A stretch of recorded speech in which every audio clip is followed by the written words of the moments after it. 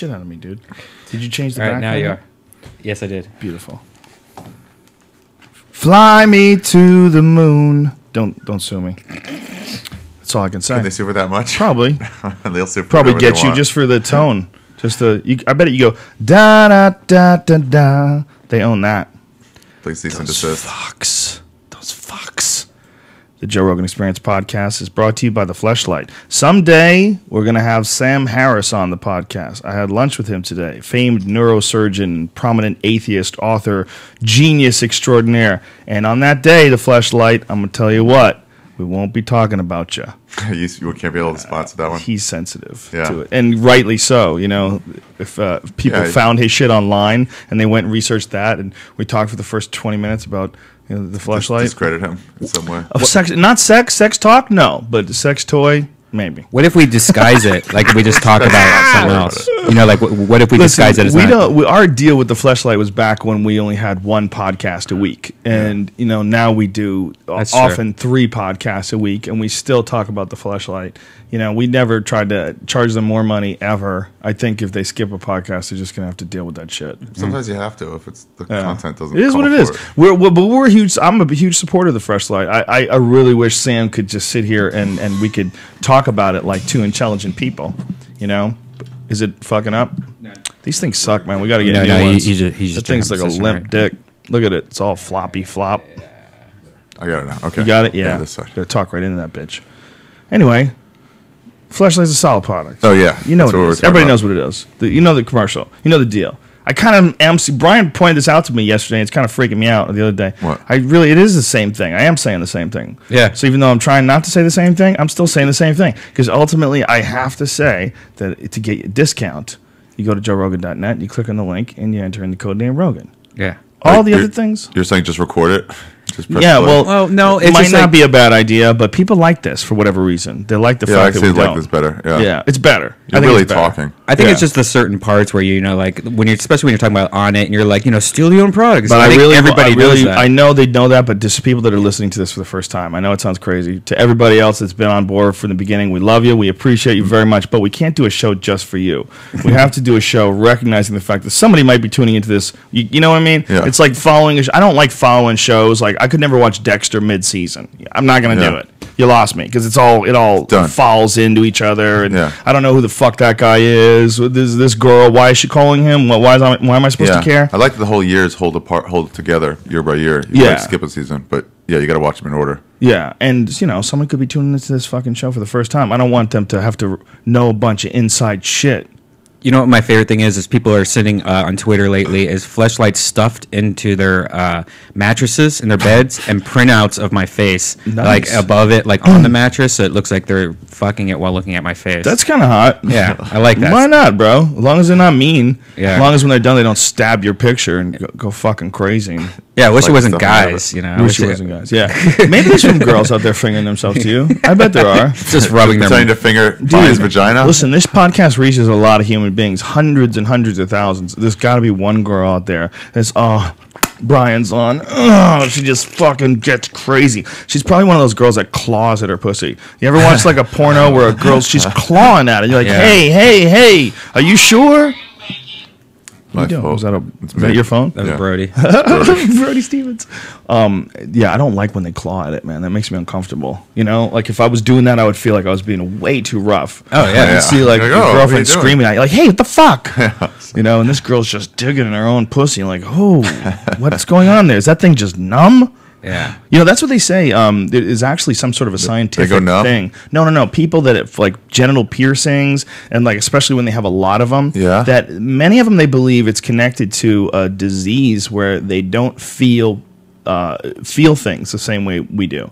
They don't have the same amount of sensory input from pain, so they have to really hurt themselves to feel it. Oh. Yeah, and then there's certain people that there's a broad spectrum of how the human body works and operates, and sometimes the wonky thing is their pain doesn't work right, and they want to experience pain, so they'll pierce themselves, especially like their genitals.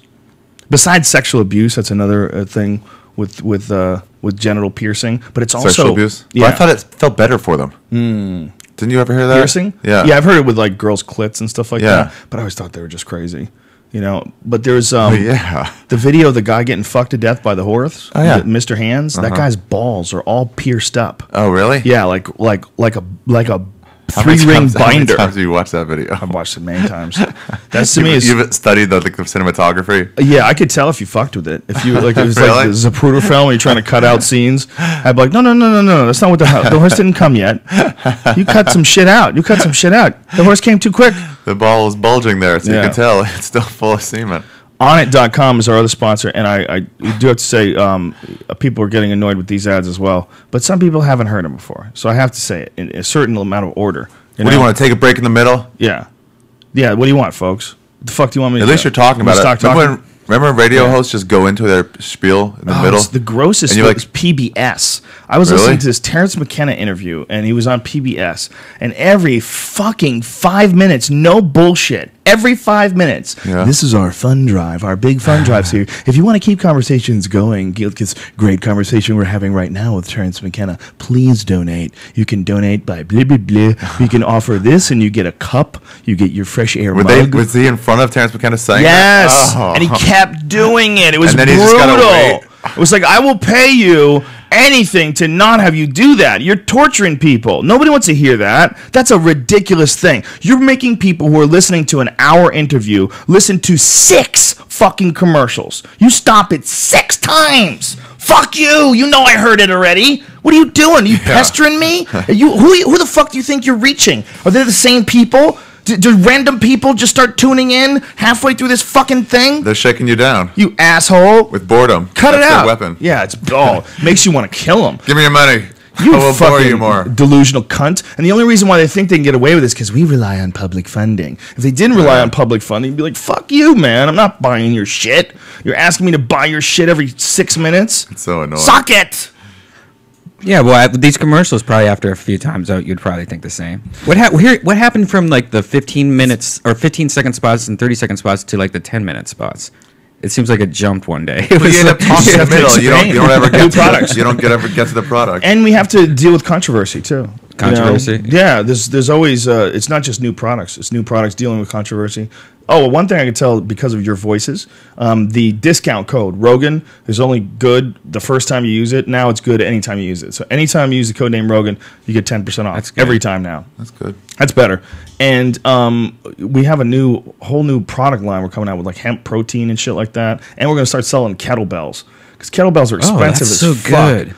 They're expensive as fuck for no reason, man. You can get like high quality ones made as long as you're selling them online, like we would do it, not trying to bring them to stores and shit like that. Right. So we could sell them like same quality, way cheaper than everybody else sells them. Yeah. You find out a lot of things when you start selling things, like how much money people make for shit. One of the things about Onnit and Alpha Brain, people are like, well, why is it so expensive? Our profit margin compared to most supplements is way lower. The ingredients are very fucking expensive. All the shit that we have in is the best quality available. We're really doing it like the worst way ever to make money. Right. Because we're saying you get 100% money back guarantee if you don't like it. If you use it, it used to be you could buy up fucking 100 bottles and you wouldn't even have to send them back. We would just give you your money. But too many people were ripping us off. They were selling them on eBay and shit, so we had to stop doing that. But if you order it and you don't like it, you don't have to send it back. Just tell us, I didn't like it. Didn't do anything for me. Even something as strange as a vitamin. You know, I mean, how do you know if a vitamin is doing something for you? Do you really fucking know? I mean, how much time does it take before you're so in tune with your body that you can tell when you have and have not a multivitamin inside you? If it's a radioactive vitamin, you can tell. Then you can tell. But that said, if you take vitamins on a regular basis, you will notice a difference in your overall health. I'm absolutely convinced of that. That is my experience in my life, and I've read studies that say otherwise, but I've also seen studies that I know were influenced by bullshit, by pharmaceutical companies. They've been trying to license nutraceuticals. They've been trying to make it so that vitamins are prescription only for a long time. That's something pharmaceutical companies have lobbied to try to do a couple of times. Who would have the rights to shot down. The pharmaceutical companies would. Oh. They would have the rights to sell vitamin C. If you wanted vitamin C, you would have to go get a prescription for it. It's way worse than we have it now. It's horrific. You would have to go to doctors to get vitamins. You know how fucking terrible that would be. And he would have to give you a prescription for all of them. He wouldn't, I guess unless we had some open, you would have to have things that are approved, and then those things that were approved, you would have an open prescription for any extra dietary nutrients. I mean, that's unless you would have it every time you wanted to get something. Vitamin D, why would you need a vitamin B? Why would that? Because they can make money off of it, and they could keep supplement companies. You know, the word so right is now who gives it? Just regular anybody. people? That's the problem, is that they feel like it's not regulated enough. Yeah. You know, and there's a good point to that. There's a very good point to that, but it's way better than overregulation, which is what it would be if you had to prescribe vitamins. Yeah. No one would get it. People have figured out what works and what doesn't work. There's a lot of scientific studies about the efficacy of all sorts of different multivitamins. You know, there's things that point to the fact that they can, you know, certain ones can help you in stress. B12 gives you energy. It's not nonsense. You know, there's a lot of reality in vitamins. These are, you know, what you're doing is you're supplementing the essential parts of food that are healthy for you. It's really that simple. You know, and I have always been a person that has tried to, as much as I can, eat healthy. And when I can't eat healthy, I make sure I'm always taking vitamins. You got to give I notice a difference, man. You got to give your body a chance. You know, when Ari was doing jiu-jitsu, he was eating fucking hot dogs and shit, no vitamins, no nothing. All day. Yeah, and he was getting injured all the time. I was like, what are you eating? What are you throwing in your body? So and I was like, yep. Nachos, whatever. See what's around. So for now, if you're interested in nootropics, here's the spiel. This is how I say it every week. Google that shit. All right? Don't just buy our stuff. Google it. There's a bunch of different companies out there. I'm sure there's a bunch of good ones. You don't need to buy our stuff. If you think our stuff is too expensive, this is all you have to do. Buy everything in bulk. The ingredient list is all online, and it's listed exactly how much is in of each different supplement. So take the ingredients list, make your own. Seriously, I'm 100% happy if people do that. I don't care. If you buy it, you don't like it, you get 100% of your money back for the first order. If you keep buying it and then you say, I didn't like this one either, I didn't like this one, then I have a feeling that you're just fucking crazy. That's it. Don't forget about Higher Primate. You never talk about that. Oh, that shit's awesome. You ever gonna have a sale? See, I feel bad because it's like I'm sponsoring myself. Yeah, but that's actually, you know, a lot of people I think would love some cool T-shirts. Well, if you're into monkeys and weed, and you probably are, right? Who isn't? Go to higher-primate.com. That's my T-shirt company, and I actually been meaning to talk about this because I've got a whole new supply in.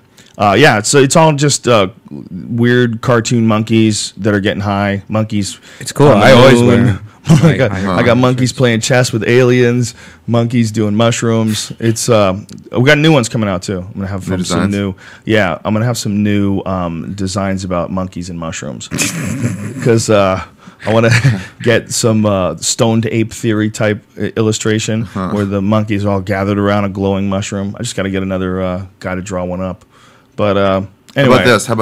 How about a bunch of those monkeys passing like a joint around, and one dude has a thought bubble. He's like, "Oh, this one monkey, dude, that's a good idea." And then he gets a thought of whatever, I don't know, the stoned ape theory was. It's like Operator though. Like it starts off with like a scribble, and then it turns into a banana. That's a good idea though, dude. A monkey with a balloon in a joint line, and he's like, "Oh shit, I got an idea." Yeah, that's a good idea. That's the theory they came up with. Powerful. Stoned ape. Ari Shaffir. Or it could be a crazy idea. So crazy it would work. Yeah. So crazy that if you go to JoeRogan.net, started standing up, click on the Fleshlight link and enter in the code name Rogan, you get 10% off from now and for every order in the future. For a fleshlight. For a fleshlight. Proper. Eternity. What the hell? Times a million. Hit that shit, bitch. Let's start this fucking disaster off. The Joe Rogan Experience. Train by day, Joe Rogan podcast by night, all day.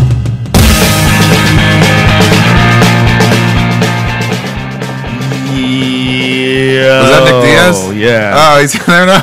Yeah. He said that after he beat BJ Penn. Yeah. Oh, my God. Isn't that the coolest thing ever? It is. Yeah, he said that after he beat BJ Penn. We're like, oh, shit, we got to get a recording of that. Any upcoming fighters, if you want to have your own Joe Rogan Experience opening, just say it after you win, and we'll put you on there. We'll stick it in there. We'll give you some propers.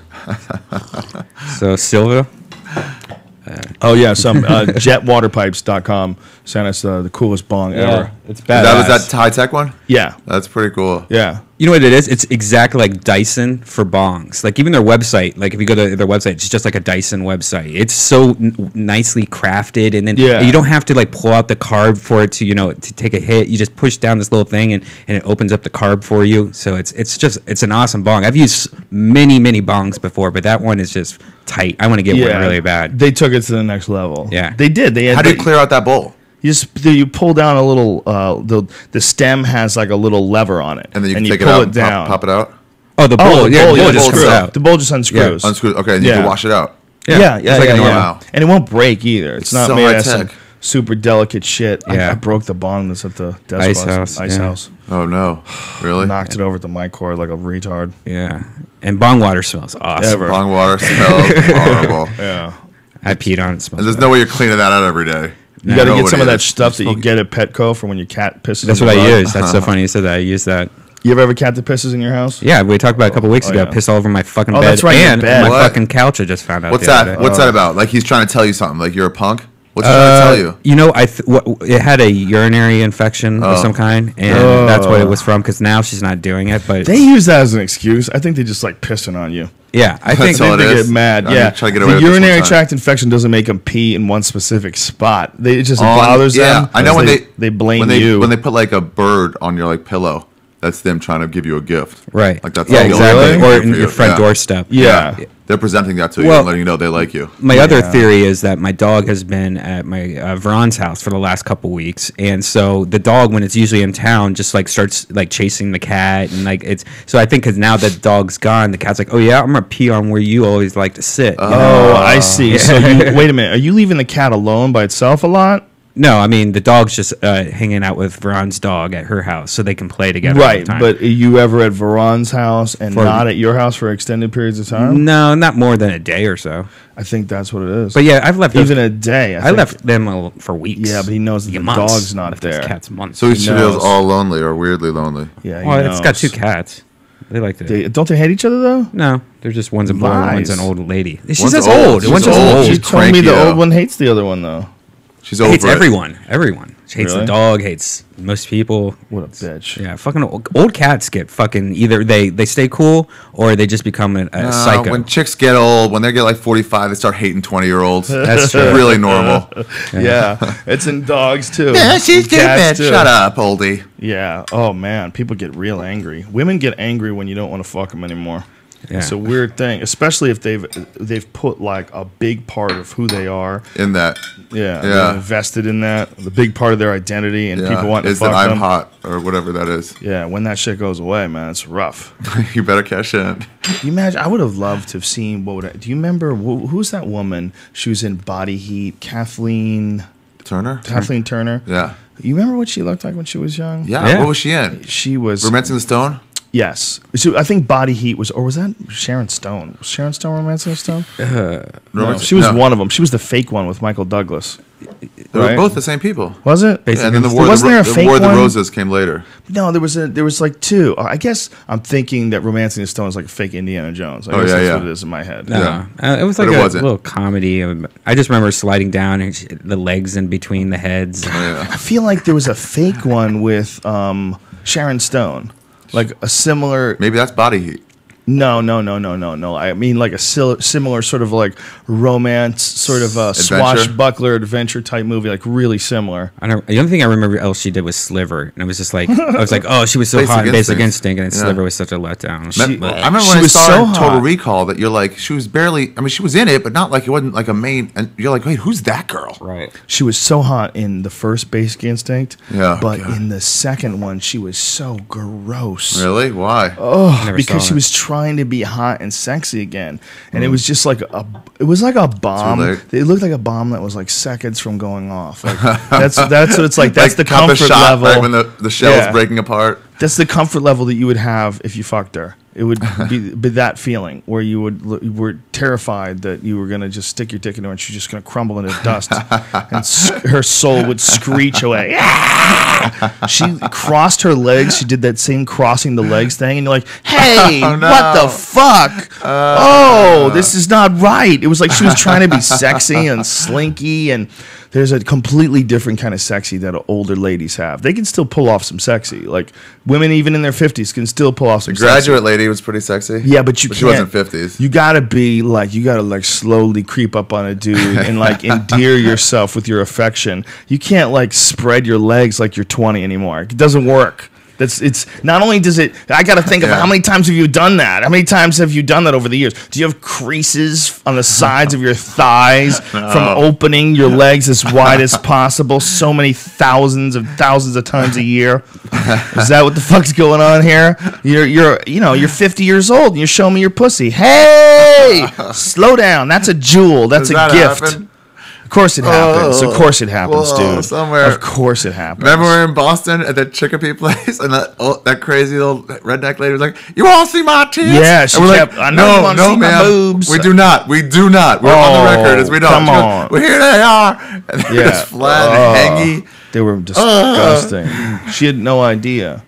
She didn't know that what she was showing us was a horror show. She didn't know. She thought it was something sexy. Woo! Look them there, right there. She had breastfed 9 children. They were monstrous. They were fat and they were flat at the same time. They were everything that's wrong in a tit. Do you remember that? I barely remember. I just want us to see them. Remember we had to run out the side door? Yeah. When the second show, we didn't even stick around. There was so many knuckleheads in that crowd. Stupid fucking room. Horrible. Fucking packing up their Chinese food as they're on stage doing jokes. They have stuffed brown bags. They're stuffing them full of leftover Chinese food. Oh, God. Trying to deliver the stuff you've worked on for 2 years. Ari Shaffir, a little bit of a prima donna. Me, I had a good time. You wouldn't go back there to headline if they called you? No. They'll never call you again. It's not a place for comedy. You're done. It's not a place for comedy? No, I wouldn't go back either. It wasn't. Stop doing those rooms. Yeah, well, it wasn't the best room. Didn't a girl go on stage? She just stepped right on stage. Somebody just went on stage to take a picture with me. Yeah. Like, hey, just, all right. Let's take a picture, I guess. Yeah. I was probably the same girl. She walked okay. on stage in the middle of my set and wanted to take a picture. I'm like, bitch, get the fuck out of here. Yeah. What do you never see anybody, outside of your neighborhood before? Do you have all your teeth? Can I take a picture with you? The Western Massachusetts is very tricky. Parts of it are beautiful, like Amherst, where UMass is. Fucking gorgeous town. Great town. It's a cool, it's a really interesting place because it's really intelligent. And, because of the college, it's pretty much any college town is going to have a higher level of intellect or at least curiosity. Cambridge, great place. Okay. Amazing place. But that's, the city of Boston, essentially. It's just a suburb of it. But when you're in Boulder, perfect example. Boulder, great town. One of the reasons why it's a great town, and so people are so smart there, is because the university's there. Yeah. It always helps having a university in a town.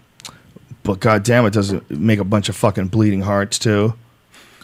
Bunch of liberal pussies too. That's the other problem. Yeah, man, you can't have it. Oh yeah, I mean in town. Yeah, there's not a lot of manly intellectuals in those towns. Yeah. It becomes really, I don't want to say manly and if you fucking, you got too much liberal in you pussy.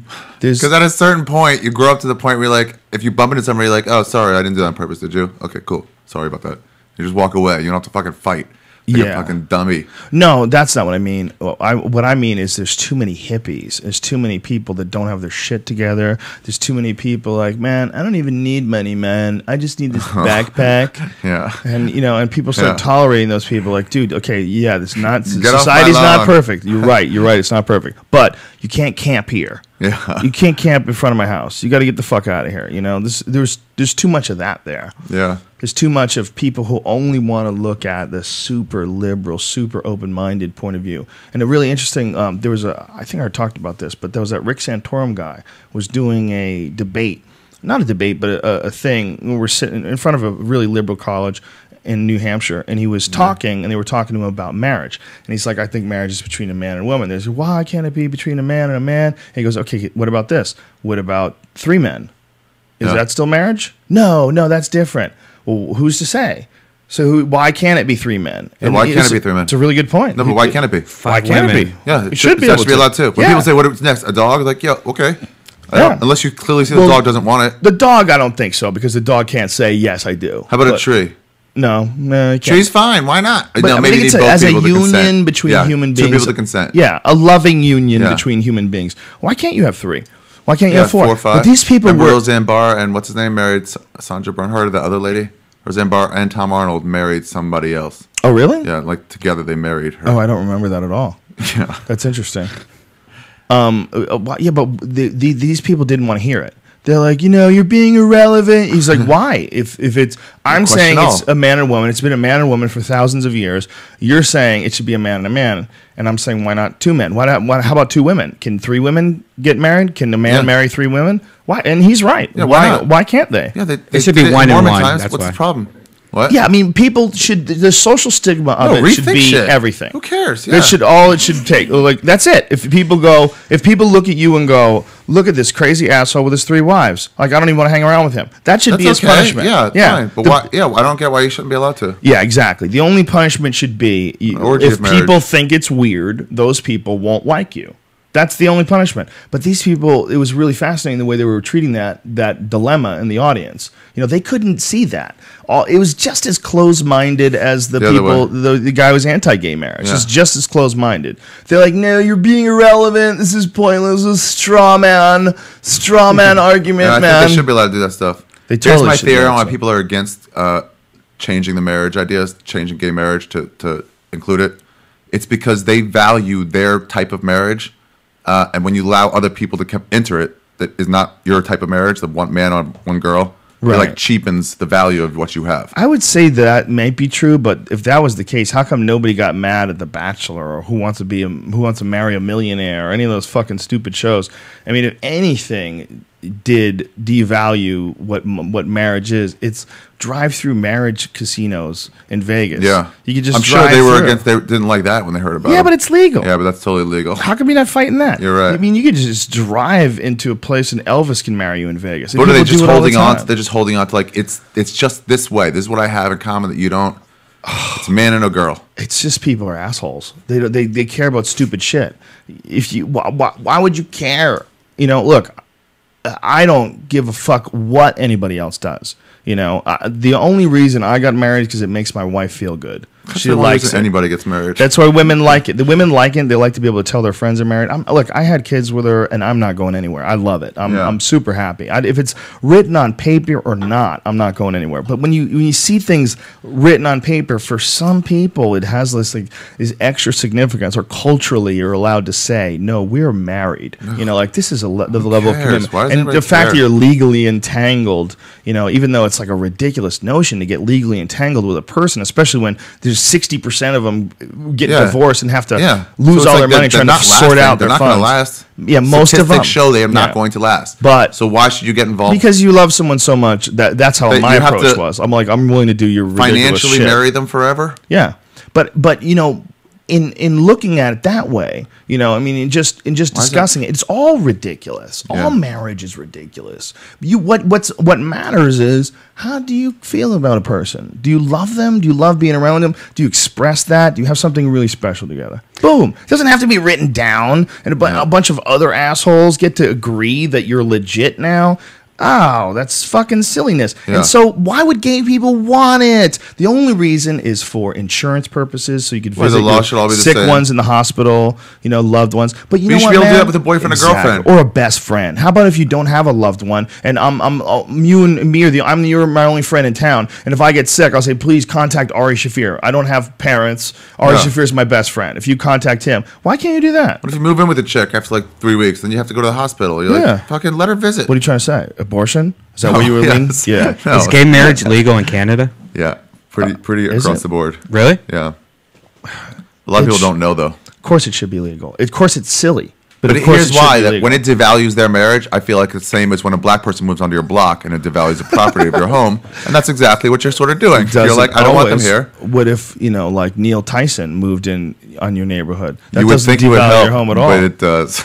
Do you really think that would devalue it? Neil Tyson? The really famous astrophysicist? Oh. Black guy, brilliant, super genius dude. You never seen him? Wow, great YouTube clips. The property of your house. How could it? He's a super genius. How it could. Super racist. Wouldn't know. God, they drive by and go, oh. And he has kids. They assume his kids will steal. Sure. Can you imagine that? Fuck. How long is that going to be around for? Biting his tongue. How long is that going to be around for? My mom, we had these people move onto my block. It was a nice black family, and then their kids inherited it after a while, and they were a little, I don't know, wherever they were from, but like they were more party people. And they had a car parked in there with some bullet holes in it. So my mom just started referring to them as the murderers. The murderers? The murderers' homes. They had a car with some bullet holes in it. Yeah. God damn. We just didn't see that where we lived. Holy shit. Yeah. Wow. Who shot at them? Did you ever ask him? No. You didn't talk to the murderers? Wow. Those are the murderers. Yeah. I mean, I didn't think they were murderers, but that's how she casually referred to them. That's how you were trained, though. You know, that was in your little head growing up. It is fascinating how few white people can relate to like really poor black people. Yeah. In crime-ridden neighborhoods. Oh. You know, it's more like District 9 than it is like your life. Yeah. Yeah. Dude, really bad neighborhoods. Like you've seen, well, especially like in Africa. Yeah. You've seen the documentaries. You ever seen the Vice piece on Liberia? Dude, they just ended their war. Do you want to think it's the end of the world? Watch the Vice piece on Liberia, where they're eating regular cannibalism, normal regular cannibalism. And this guy, one of the guys during the war, yeah, they talk about it's children. They would kill children. They would go over there and kill the children, sacrifice them, and eat their heart while they were alive. Drink their blood, do all because it made them like they believe that it made them invulnerable in battle. Charles Taylor, he was a crazy dictator, but nobody knows him just because his name is too normal. Really, who was he? He was that dictator in Liberia that just took power. And Charles Taylor. It was vicious. What a brilliant move! Just have a really normal sounding name. Nobody knows about it. Way worse than Gaddafi or any of these people we thought were bad. Really horrible. What was his story? He led all that stuff. What was his name again? Charles what? Charles Taylor. Oh, maybe I'm too stoned. I better be. I think that's the guy who makes Converse All Stars. Chuck Taylor. That's Chuck Taylor. Chuck Taylor. You sure it wasn't Dave? Yeah, Taylor? Liberia. Charles Taylor. Right. Not too stoned. Yeah. You got it. You nailed it. The paranoid that I got it wrong. He was the 22nd president of Liberia from 1997 until his resignation in 2000. My friends in college had to flee. Really? Yeah. Whoa. Scary fucking place, man. Jesus Christ, is Africa scary. Yeah. There's so many spots that are so goddamn scary. They do what they want. Why did your people take down Tower 7? Well, we talked about it. After a while, we realized, may as well just take everything down. I thought it was an insurance thing. An insurance thing? Yeah, it's like, it was old. Fucking knock it down. You can't do anything with it. The top two gone. Just knock it down. You just decided it'd be better if it was a total they probably loss. ran it like a slum. Could you imagine if you actually did have buildings already set up? If every building was set up with explosives, so at any point they could just so you don't have to rig it like that was like a thing. Well, when you want to get your building demolished, here's a good thing: you just press this button, and the building goes away. Yeah, and you just have to hire some monkeys to fucking pick up the pieces. Yeah. You imagine if that's how they did every building? They couldn't because everybody would be like, people would be just trying to blow up. Was there another plane that was supposed to go that way? Supposedly. When was that going to happen? They locked it off too fast. Well, I mean, there was a bunch of planes. One of them that got shot down that was supposedly, they don't know where that was headed. It might have been headed for the White House. Yeah, that's what they said was headed south, though. That was 93. That was the one that they said that the people brought it down. Yeah. But Let's what roll. is his name? Rumsfeld actually made a mistake in an interview and said it got shot down. Really? Yeah. He said, in 93, they shot down 93, Flight 93. He said it before. And really? There's a lot of people that are positive that it was shot down because of how far the debris was. Yeah. The debris went as far as 7 miles from where. Just going. Yeah. And then they made that, that I've whole heard story, that before. Let's Roll thing. I've heard that before. And my thought on that was that'd be okay if they shot that down. Yeah. Clearly by the other three, it's going to be. It's going to fly into something. Yeah, you have to shoot it down. That's a tough choice, but you got to do that. There were eyewitnesses that said that they saw fighter jets. Who knows? Either way, it's horrific if they crashed. It's horrific if it got shot down. But it's somehow or another people want to know about that the mystery of what happened. Do you think as they were starting to hijack, someone was in mid conversation going, "And do you know they checked my bag? They checked the whole fucking bag." No, because it was pre 9/11. Good point. They didn't check things as much. Still pissed about it. They probably were still too much security for a lot of people. Some people were probably upset. But the whole let's roll. My take on it is when Bush got on when they told the whole story, the whole let's roll story.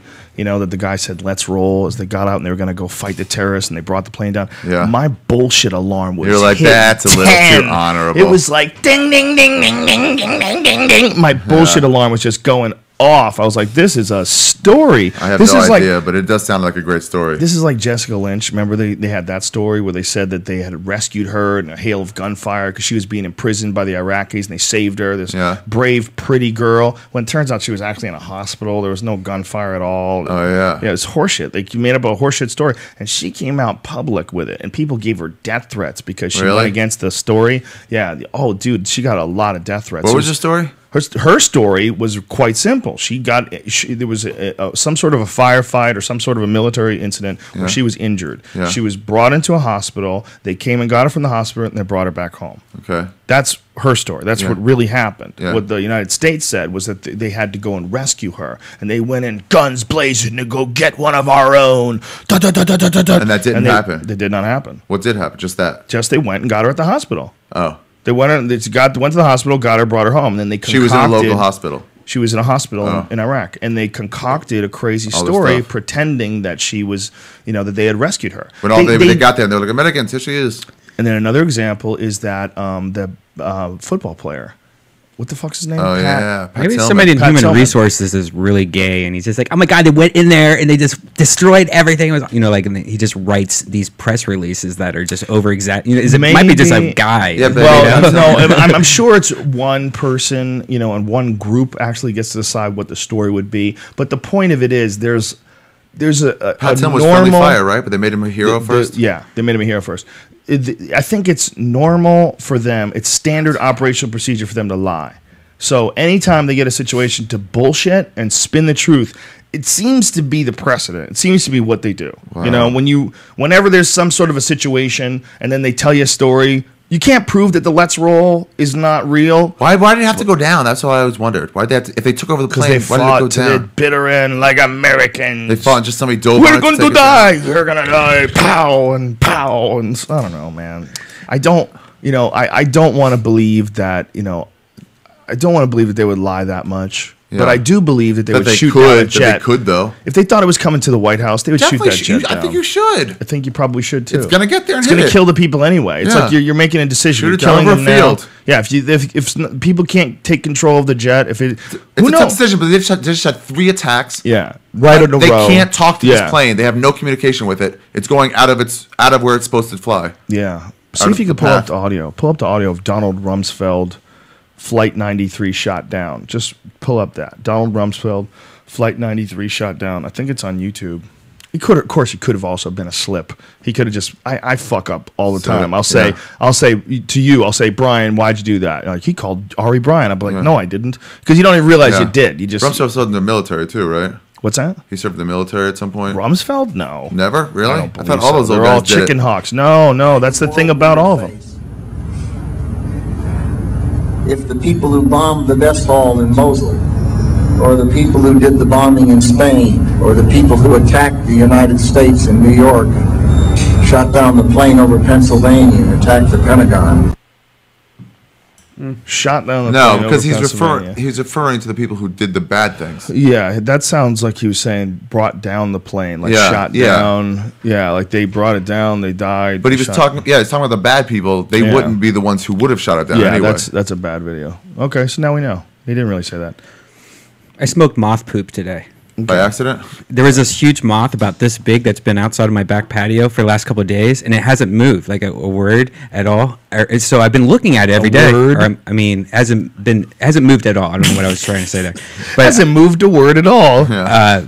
But it was really cool because it's fur. Like there's like a little patch that had like cheetah fur. It looked like cheetah fur on it. Like it was chia. Yeah, chia pet. No, like cheetah, like a cheetah. Like it was Well, I see. Like the pattern was like cheetah, and then there was like these weird parts that looked like almost like feathers of like an owl. It was just really weird, like looking at it every day. And then today I shut the door really hard, and it fell down, and it just started vibrating for about 10 minutes. Like it wasn't dead; it was just vibrating. So I'm just sitting there looking at it, and then it shits out like this fluorescent orange thing. I think it was shit, but it was like fluorescent orange. It looked really weird, like it didn't look real. And then it flew away out of nowhere. So I'm sitting there like, what the fuck is that orange stuff? Is it shit? It flew away. Yeah. So it fell to the ground, had an epileptic seizure for like shit all over itself, and then flew away. It just shit out like a super small little bubble of like fluorescent orange shit. And so I'm sitting there like playing with it with a match stick, and I'm just like looking at the orange shit, and I put it on the end of my cigarette and smoked it. I don't know why I did it. Ew. Just to see what would happen. You got a real problem, buddy. It was weird looking. It was orange. See, people are thinking there's a show on March 3rd, you fuck. Where people keep saying March 3rd, the New York fucked up on the calendar. May 3rd. It's May, ladies and gentlemen. For people asking about what's there is a March 3rd show in Brea, California. Yeah. But we had it listed as March 3rd and 4th or whatever the fuck it was in New York City. And it's not. New York City's May. So I apologize for that. What's the venue you're doing? I don't know. Some theater. What is it, Brian? Do you know? No, I don't. Well, there's a UFC on Fox in New Jersey, Manhattan East Rutherford. So we're at the Manhattan Center. And then at the Tabernacle in Atlanta on 4/20. Oh, shit. Yeah. Crazy. I'm trying to do my special there. I'm just trying to organize it as quickly as possible. It's on April 20th, too? Yeah. I mean, you probably have to. That's a little more. I feel like I have to. Yeah. I feel like I have to. Yeah, why not? You should do that. And all the people will be there, right? Doug Benson does every year. What, tapes a special every year on 420? I think he tapes a CD on 420, you know? Yeah. No one is more like marijuana connected. God, it's inexorable. Yeah. It's inexorable. You can't pull the marijuana from Doug. You can't recognize where does Doug end and the marijuana begin. Yeah. Where's the marijuana begin and Doug end. You know what I mean? It's like, this last time, that last Ice House, he seriously from the beginning to the end did not stop packing bowl, smoking, packing bowl, smoking. Whenever people ask Doug Benson, "Are you good?" I'm like, "Would you just give him another pipe, please?" Yeah. I've never seen anybody who keeps let him going start like refusing you. What's really crazy is there's like a conspiracy that he doesn't really smoke weed because I guess he got on some show somewhere and gave like a half-hearted bong hit, and they're like, "He's not really." Oh, that is so far from the truth. He's a fake stoner. That is completely not right. Donald Sutherland in Invasion of Body Snatchers, when he found the woman at the end, he's like, pointed her out. Remember that? I don't think I saw that one. Well, it's like everybody had become one of the aliens. They had been taken over by the body snatchers, but a few people stayed awake and were surviving by figuring out how to stay awake. And this woman came up to Donald Sutherland because they were in the resistance together, and she was like, "Hey, I finally got free. Everything's fine." And he looked at him and went, because he had been taken over. I never saw that movie. Invasion of the Body Snatchers, dude. Is that a zombie movie or no? It's an alien movie. These pods, dude. It's dope. I need to see that. It's one that just Invasion of the Body Snatchers with Donald Sutherland is a fucking great movie. They did it with not Meg Tilly, Meg Tilly or Jennifer Tilly. I think it was Meg Tilly. Meg Tilly was the real kind of innocent one, and Jennifer Tilly was kind of like the dirtier one. Yeah. Ditzier and dirty. She plays poker. I think it was Meg. Yeah, she's apparently like a serious pro, right? Yeah. We met her in Open Ante. Yeah, she was cool. But Meg Tilly was her sister, and her sister was the star of there was a more modern version of Invasion of the Body Snatchers. Still pretty fucking good, but God, I remember it getting like a little action movie-y. It wasn't like as good as the first one. The Donald Sutherland one is the shit. That's back when Donald Sutherland was just a fucking killer actor too. I mean, he still is. He's Animal House. Yeah, Donald Sutherland was fucking awesome, man. That Invasion of the Body Snatchers, I forgot about that. I'm gonna see that this week. That's a good one, man. I wonder if it's on Netflix. I saw. What did I go see the other night? I saw that. I saw the Wolf movie. Which one? American Werewolf in London? Oh, The Grey. The Grey. How is it? It was fun. It was fun, but it made it out like wolves are just jacking people left and right up there. Like he was hired to shoot wolves, and the wolves were running at people full clip, and he would take them out like it was a sniper. Like that's like one of the openings, which never happens, man. Wolves don't just run on people so often that you need a guy with a rifle who's a sniper picking the wolves off. Right. Like that's not real, you know. So it was weird because like he saves a guy. Wolves were like monsters in this movie. Yeah. They weren't like wolves. They were like he took wolves and gave them some. It was like some unnatural pack of wolves. They behaved completely unnatural. So it was like. There was part of it that was hard to swallow. I would have liked it if they were diseased. Yeah. I would have liked it if it turned out that they had got some fucking crazy radiation. Human experiment. Yeah, that makes sense. But instead, they try to play it off like these wolves are killing people. Wolves have only killed like 100 people ever in the history of humanity. Really? Yeah, there's like a website where there's a Wikipedia, but there's also another website that like documents wolf human deaths, and a big majority of them, I believe, are in Russia. I think in Russia it's more common. They got meaner people up there and meaner wolves. Yeah. They got more badass people. I can imagine seeing a wolf attack and a guy being killed, and he would have to yell like, "This is far rarer than you could imagine." Yeah, well, it's super rare. A woman died like I think in 2005 or something like that. A wolf attack in Alaska, but she was running, and I think if you fuck up and you just run by a wolf in the wrong time, they can't help but chase you. Right, like a dog. Just like a cat with a ball of yarn. Like they'd say that's a big part of mountain lion attacks, is people are jogging or people are riding bikes and they just can't help it. The mountain lion thinks they're running away. Which is the next operating system from, by the way, they announced today. Mountain lion? Mountain lion, which is so weird. Lion, it seems like they're getting to the bottom of the barrel of cats. Yeah, what's up with Apple and the whole cat thing? I don't. Why the cat operating system? Why? It's just like Tiger. Android with all their little names. They're just. They should name it after an endangered species and see which product or animal gets extinct first. Yeah, or name it after something smart as fuck. Well, cats are big on the internet. Like chimpanzee. Why can't that be the name? Mac OS 20 chimpanzee. They're gonna have to leave cats. Maybe that'll be maybe that'll be 20 from then on. You know what they'll do? They'll just genetically engineer. Now we're in because cats are pretty to look at. I don't want to see monkeys. I love chimpanzees. When I turn on my computer and see a big ape. I don't want to see that. Really? I don't want to see that. How dare you? It's like looking at a guy naked. I'd rather see a cat. Really? Yeah. Dude, I love looking at chimps. You don't like looking at chimps? No. You're so. It's weird though. Do you think of it that way?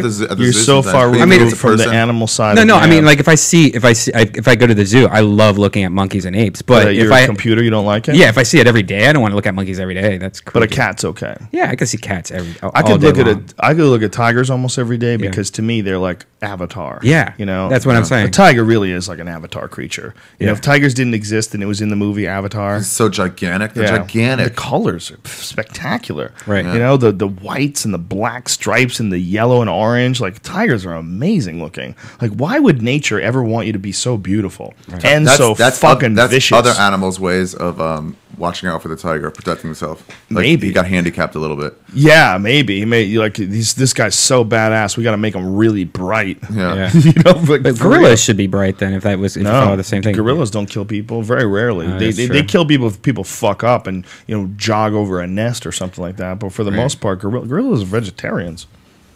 Yeah, they eat bamboo and shit. They don't even eat animals. Monkeys. What do you think about this Virginia stuff with abortion? It's fucking crazy, man. They're making it illegal, pretty much. Yeah, they're trying to.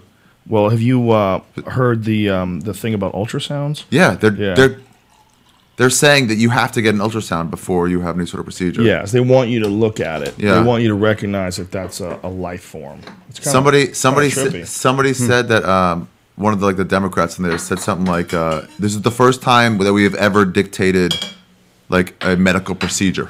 Yeah, that we're commanding a medical procedure. Definitely. That's a weird line to cross. It's a total weird line to cross because you're making a decision for the person. You're deciding. Hey, you have to do that. They know they could get an ultrasound if they wanted to. Yeah, they know they can see. But when you're making them, you're making them look at it. That doesn't make sense to me. That doesn't. I don't see why you would feel this one more time before you do it. Yeah. Why do you? We know what's going on here. The real issue is what's going on here. What's going on here is you're killing a baby. Yeah. Well, one guy said that the only reason it's legal. One of the Republicans, the only reason it's legal is because it's for convenience. Yeah. And I was like, yeah, that's true. That's what we've decided as a society. Yeah. We'll let that go. Yeah, but it's a weird line, right, though? Yeah. Because at a certain age, you can't do it anymore. When it's like 6 months old, too weird. Yeah. It's too crazy. But that's what we do all the time. That's why we raise the speed limit 5 miles an hour when you know this is going to mean more deaths this year. Dude, I had a friend back in New York who his girl got a late-term abortion. Really? Late, like really late. Like it was illegal. And it was still have the number? I don't. It was really crazy because she was showing. Really? Whoa. Yeah. She was showing, and she had an abortion. It's fucking dark, man. It was dark, and they went on to have children together, which is even crazier. Yeah. They went on to have children together, but at the time, I was really freaked out by it. Really freaked out because I don't remember how many months it was in, but it was enough where sucking its thumb. They told me, and I was like, "Oh shit! Like this is dark, man." It's. I think I should be allowed to. You should be allowed what? To do that too. What do you mean? Late-term abortions. You should be allowed to do them? Yeah. No. I mean, like, get them. Oh, you should be able to get them. Yeah. You're crazy. Wow. It's the same thing. There's no reason for that. It's life. Clearly, at some point, it's like, this life's going to continue. No, I think whatever it is right now is fine. I think that's enough time for you to find out that you're pregnant and you need to either make the decision, yes or no. But I think anything after that, that's just laziness. After what? Like late-term abortions. What month is that? I think 3. Is that what it is? Is the longest you can go? Wait, so no, I think it's late term is 6 and on. No, I'm saying what it is now. It's 3. Think of that. I don't know. 6 months. Yeah, maybe. Think of 6 months. Jesus Christ, that's a baby. People 4, live. I would still want to do it at 4. Jesus, that's crazy. See, that's just to me. That's just disturbing. Why is that crazy? That's just it's all human life. It's very clearly human life. I see the difference between. I know, but let me be real with you here. Part of what you're saying, you're kind of being objective about it, and you're being honest about it. But part of what you're saying is a little bit for shock value. But no, 4 months. Why you can't even see a bulge at that point? Oh yes, you can. Yes, at 4 months? Yes, you maybe. Can. Have you ever been to the Science Museum? Yes, go look at 4 months. Yes, you can. So, but 3 months you can't, but 4 months you can? I don't. That's the exact line? 3 months you can as well. Look this up. I think 3 months you can as well. So then you can see it, but it's still okay to do it then? Okay, let's look at fetus. I think it's remarkably soon that you could tell it's a person. Have you seen a baby's butthole before? Fetus butthole. Oh, Brian. So when would you think it should be illegal? As soon as you can see any sort of bulge? Yeah, look at this. 3 months, dude. But that's what you're saying? That's when you think it should be gone? This is 3 weeks. This is 13 weeks. That's a baby, man. It's a fucking baby. No, I meant... It's sucking its thumb at 3 months. See, that's I meant like, can you see it through the stomach? Can you see a bulge in the woman's stomach? That is no. I wouldn't. You're just showing me a picture of it. I don't know how much blown that up. Maybe I think for some women, yeah. So okay, you're saying that's too far. That's an actual. That's too far, and it's like how far back? Ultrasound, by the way. That's not a real image. This is a real image. This is an image of what it's represented. This is what it looks like. Yeah, it's a human life. Yeah, but it's a human life almost immediately. You're saying sort with our current microscopic like abilities, as soon as you can make it out, based on that, that's where it should be illegal. That's where it's life. Well, it's interesting. That's a really good question. That's so random. It is a really good question. But at what point in time does it become a life? Does it become a life when it's 2 cells? No. Is it 20 cells? No. I think as soon as it can start moving on its own, as soon as it can leave the body on its own, it can start leading to life. Then it's like life. But it's life inside you, man. When you have children, when your wife is pregnant, or if you ever have a girl that's pregnant, you touch her stomach when the baby's only a few months old. They start kicking, man. So it's when you can feel it through the stomach skin. I mean, that's a living thing inside of her. I don't But know. Before you can feel it, like the week before you can feel it, that's not a living thing. No, it's still living because it's not quite strong enough to get through the skin layer. No, it's moving. I'm saying it's a living thing. Yeah. I mean, when it's living way before that. But it can't like, you don't know that it's moving around until you start feeling it. So it's when you can around. Feel. That's what you think it should be when. I know, with a human hand, you should feel. I'm just saying, skin. early on, it's moving. Yeah. Long before this late-term abortion shit, it's moving. Yeah. I don't know when you should be able to draw a line, but it's a philosophical and a moral question, right? It's like, at what time does it become a life? And no one has really wrapped their head around that. But for a lot of liberal people, they don't even want to address the argument. It becomes more of you trying to take away a woman's right to choose. Well, look at their names of the two. Of the two, they're not even against each other. One is pro-life, the other's not anti-life, right? And one is pro-choice, and the other one's not against people having choices. Yeah, but it's a choice to kill you. That's my choice. Yeah, but they're like one's pro-life, one's pro-choice. They're not even talking about the same things. Sort of they are, though. It should be one's pro-life, one's pro-death. What's really crazy is that most pro-life people are also pro-war. Really? It's one of the funniest things ever, man. It's the weirdest thing ever. The numbers are staggering. How many people are concerned about the babies, and how many people are out there, and they're the same people that support the war. They're the same people that would be happy to support the troops. And do you ever more babies have more troops? You ever have a drive by one of those, a bunch of groups of fucking weirdos get on the corner with flags and big signs, honk if you support our troops? Like, how is this helping anybody at all? How is this is this boosting morale for people who aren't really there? Is it for the random soldier or two that may be getting shipped off and gets to see this before they leave? Yeah. What is this for? Is this some what kind of rah dedication? Yeah. What do you think? This? What do you think this is? Yeah, but people they'll get mad at you if you don't honk. I've seen there was on the corner about 3 or 4 miles away from here. There was this one intersection that was like a hot intersection for some reason for gay marriage folks, people that were anti-gay marriage, and people that were into the war. For the same corner. And for remember that Proposition 8 shit when that was going down, they were all just lined up. Marriage is between a man and a woman. God does not, and like fucking quoting Psalms and shit and holding it up. Honk if you believe marriage is for a man and a woman. And the other time was this war thing. They had this, and people were fucking screaming at them. People screaming at each other. Get the fuck out of America. Like, there was several times where I drove by where people in cars were screaming at the people on the street, and they were screaming back and forth at each other. Wow. They should just arrest them because it's against the law for you to honk your horn. So telling people to honk your horn. How can it be against the law to honk your horn? It is. Why do you have a horn? Yeah. It's only they for put them in emergency every use single only. car? No way. You can get a ticket for honking your horn for no reason. Really? Yeah. For no reason? Well, how do you know it's no reason? To go? Maybe you saw some shit. I saw some shit. Right. What if I saw some shit. I saw 5 deer. I thought I saw some shit. What's the reason? Did you see that guy? The guy that was coming? No, the other lane. The guy that was coming towards me. There's something wrong with his headlight. Yeah. But still, it's telling you to do something illegal, and people are holding signs up for it. Is that really illegal? I feel like that's one of those myths. I feel like you should be able to like drive through an intersection and honk at your friends. Can't you do that? I think it's one of those things where it's like it's illegal, but no one's ever going to ticket for it unless you've started just honking your horn for no reason. If you saw someone in the corner and there was a cop there and you went, bam, bam, what's up? Do you think you get arrested for that? Is that what you're thinking? I wouldn't say you get arrested, but get a ticket. You get fined probably. Or a warning, most likely. We got too many rules. There's way too many. If that really is a law, that's pathetic. I don't know if it is. Yeah, I mean, you shouldn't be a cunt. You shouldn't be blaring your fucking horn everywhere, but there shouldn't be a law against it. There's a really interesting video online. It was taken in Nevada where some dude went through a sobriety checkpoint and wouldn't answer any of the questions. Oh, I remember that. Did you see it? Yeah. He goes, I know my rights. Roll down your window, please. He goes, no, is that a direct command or not?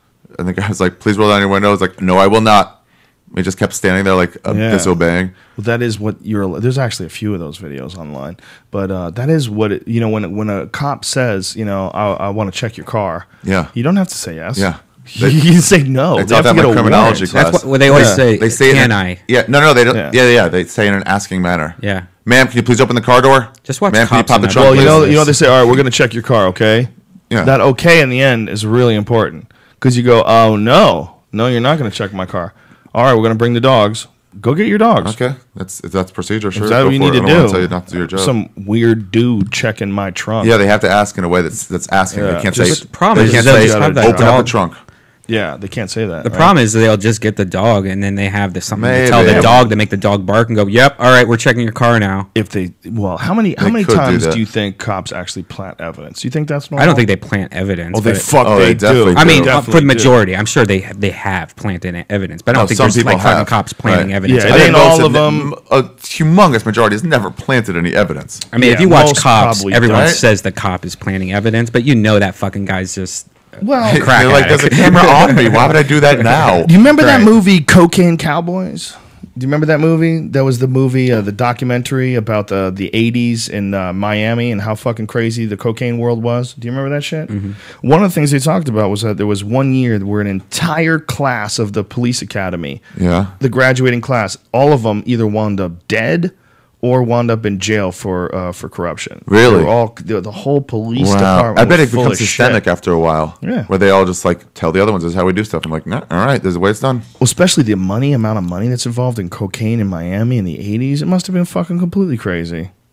Yeah. There's a lot of good cops. Most cops are good cops. The problem is, look, there's most people are great. Most people that I meet day to day in my life are fine folk. There's only occasionally one or two people out of the vast majority that suck.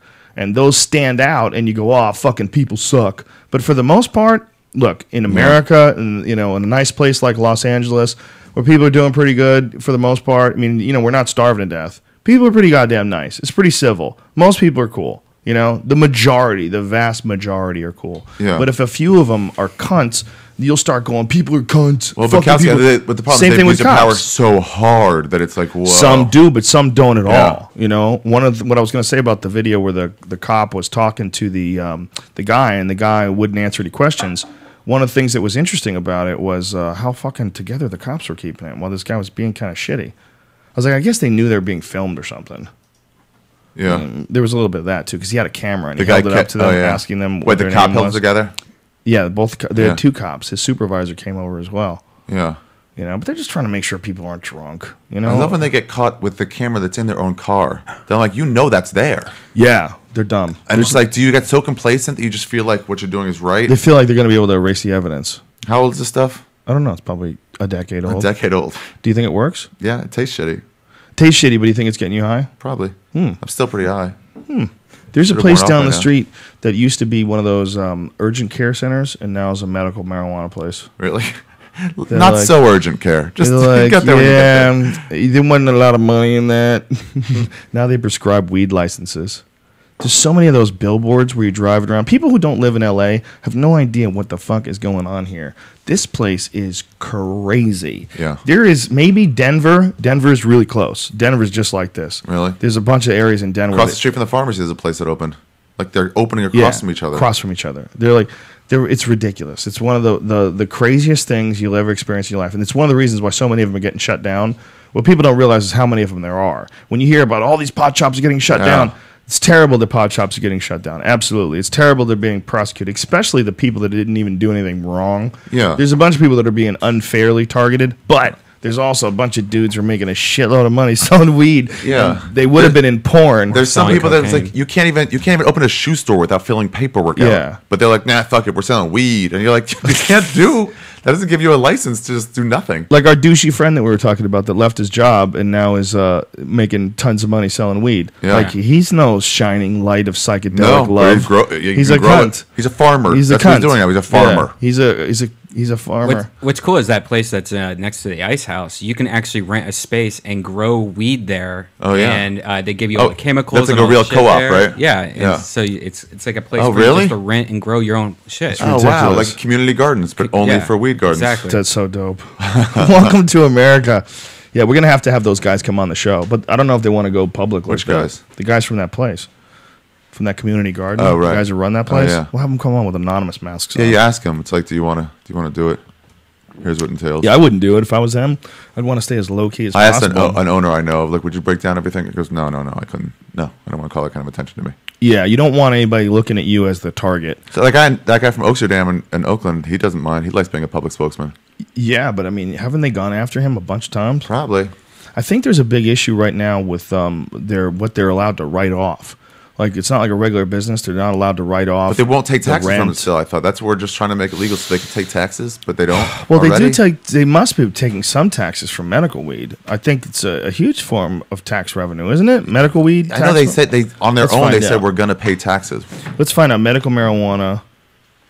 Taxation. Revenue. Bidness. What about them? Like, are they now paying tax because they have to, or are they just doing it because they Let's find out. Volunteered still? And voters approve it. Okay, so they had to approve it. This is what it is. Voters had to approve marijuana tax revenue measure. Okay, what's the measure? 60% of voters decided Tuesday to honor Measure M, a citywide Measure M, M for marijuana, a citywide ballot measure that imposes new taxes on the sales of medical marijuana at brick and mortar dispensaries. It allows city tax officials brick and mortar dispensaries $50 out of each 1,000 in gross reimbursements. So that's 5%. $50 out of 1,000? Yeah, isn't it? That's 5%. Yeah. So how much will they already get? 5% is what their taxes. That's pretty good. The sales tax is 8.25. That's on top of that, I think. Oh, really? I think there's a city tax. I think it's a marijuana, Los Angeles marijuana tax. Whatever, man. Pay the tax.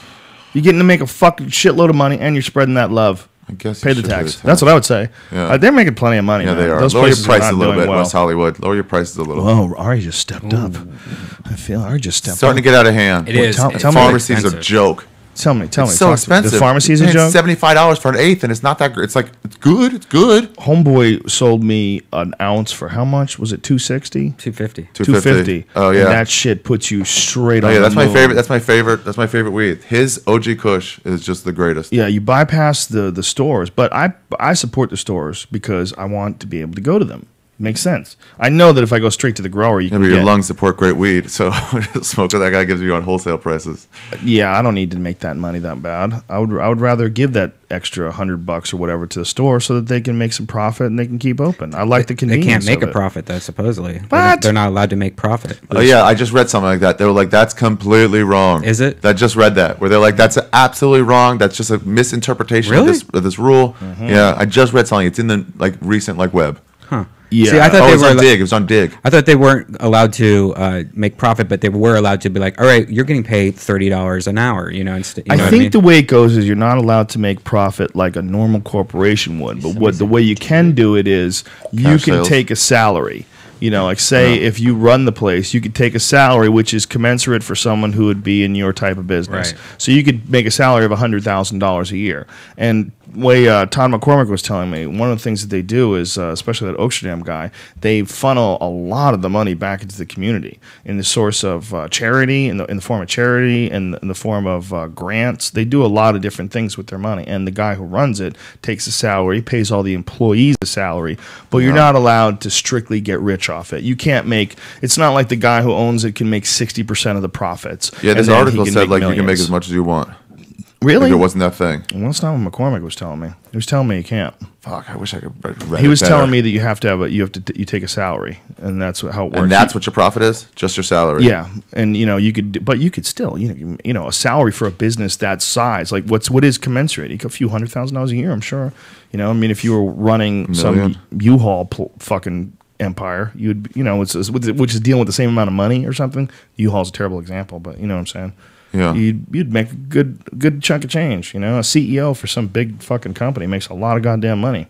If you're the CEO for some giant marijuana collective that's responsible for millions of dollars worth of business every year, you should be getting paid well, right? Yeah. I think. Well, that's what the CEOs of the banks did. There's too many rules, bro. There's too many rules. There's not enough rules as far as like protecting the environment, and too many rules when it comes to everything else. Yeah. Goddamn twat rockets. I got a PS Vita, Joe. This came out yesterday. PS Vita? It actually doesn't come out until the 22nd. Is this a video game device? But this is the new thing all the kids are talking about. It's a new Game Boy? New PlayStation thing. Yeah? And it's got get into it? Touchscreen on the back and the front. On the back? It's got 3G built in, AT&T 3G. How's the back work? The back just has a panel and it's touch sensitive, so you can feels use it your fingers. Yeah, so you can use with your steering. Oh wow! And it's also got double joysticks and check this out. It's got touchscreen in the front. Finally, it's pretty cool. I've only got to play with it a little bit today. I have an unboxing video at DeathSquad.tv. What's it called again? Doing a review. It's called the PS Vita.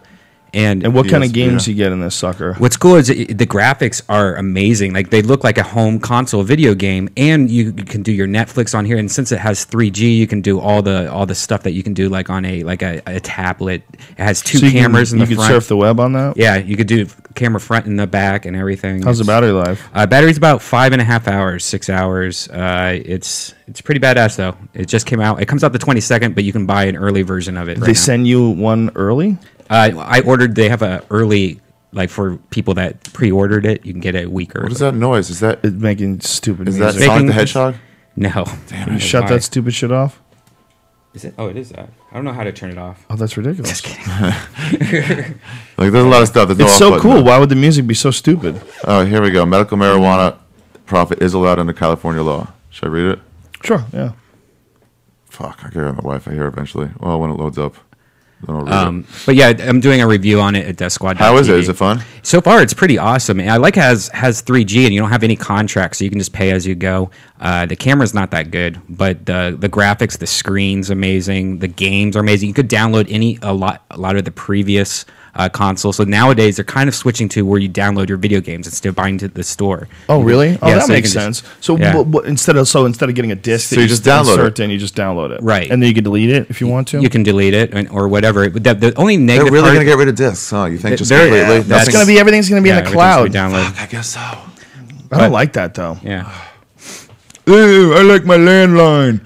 I don't want to cord this phone. If I want to talk to you so bad, I'll do it right here. I'm like an old man. I don't want everything in the cloud. I do like the cloud if they do it right. Like iTunes just recently switched over to doing it right, where like it shows you all the purchased CD songs that you've ever downloaded on iTunes, and you can zero purchases. Them. Yeah, and you can re-download 900 gigabytes of total songs.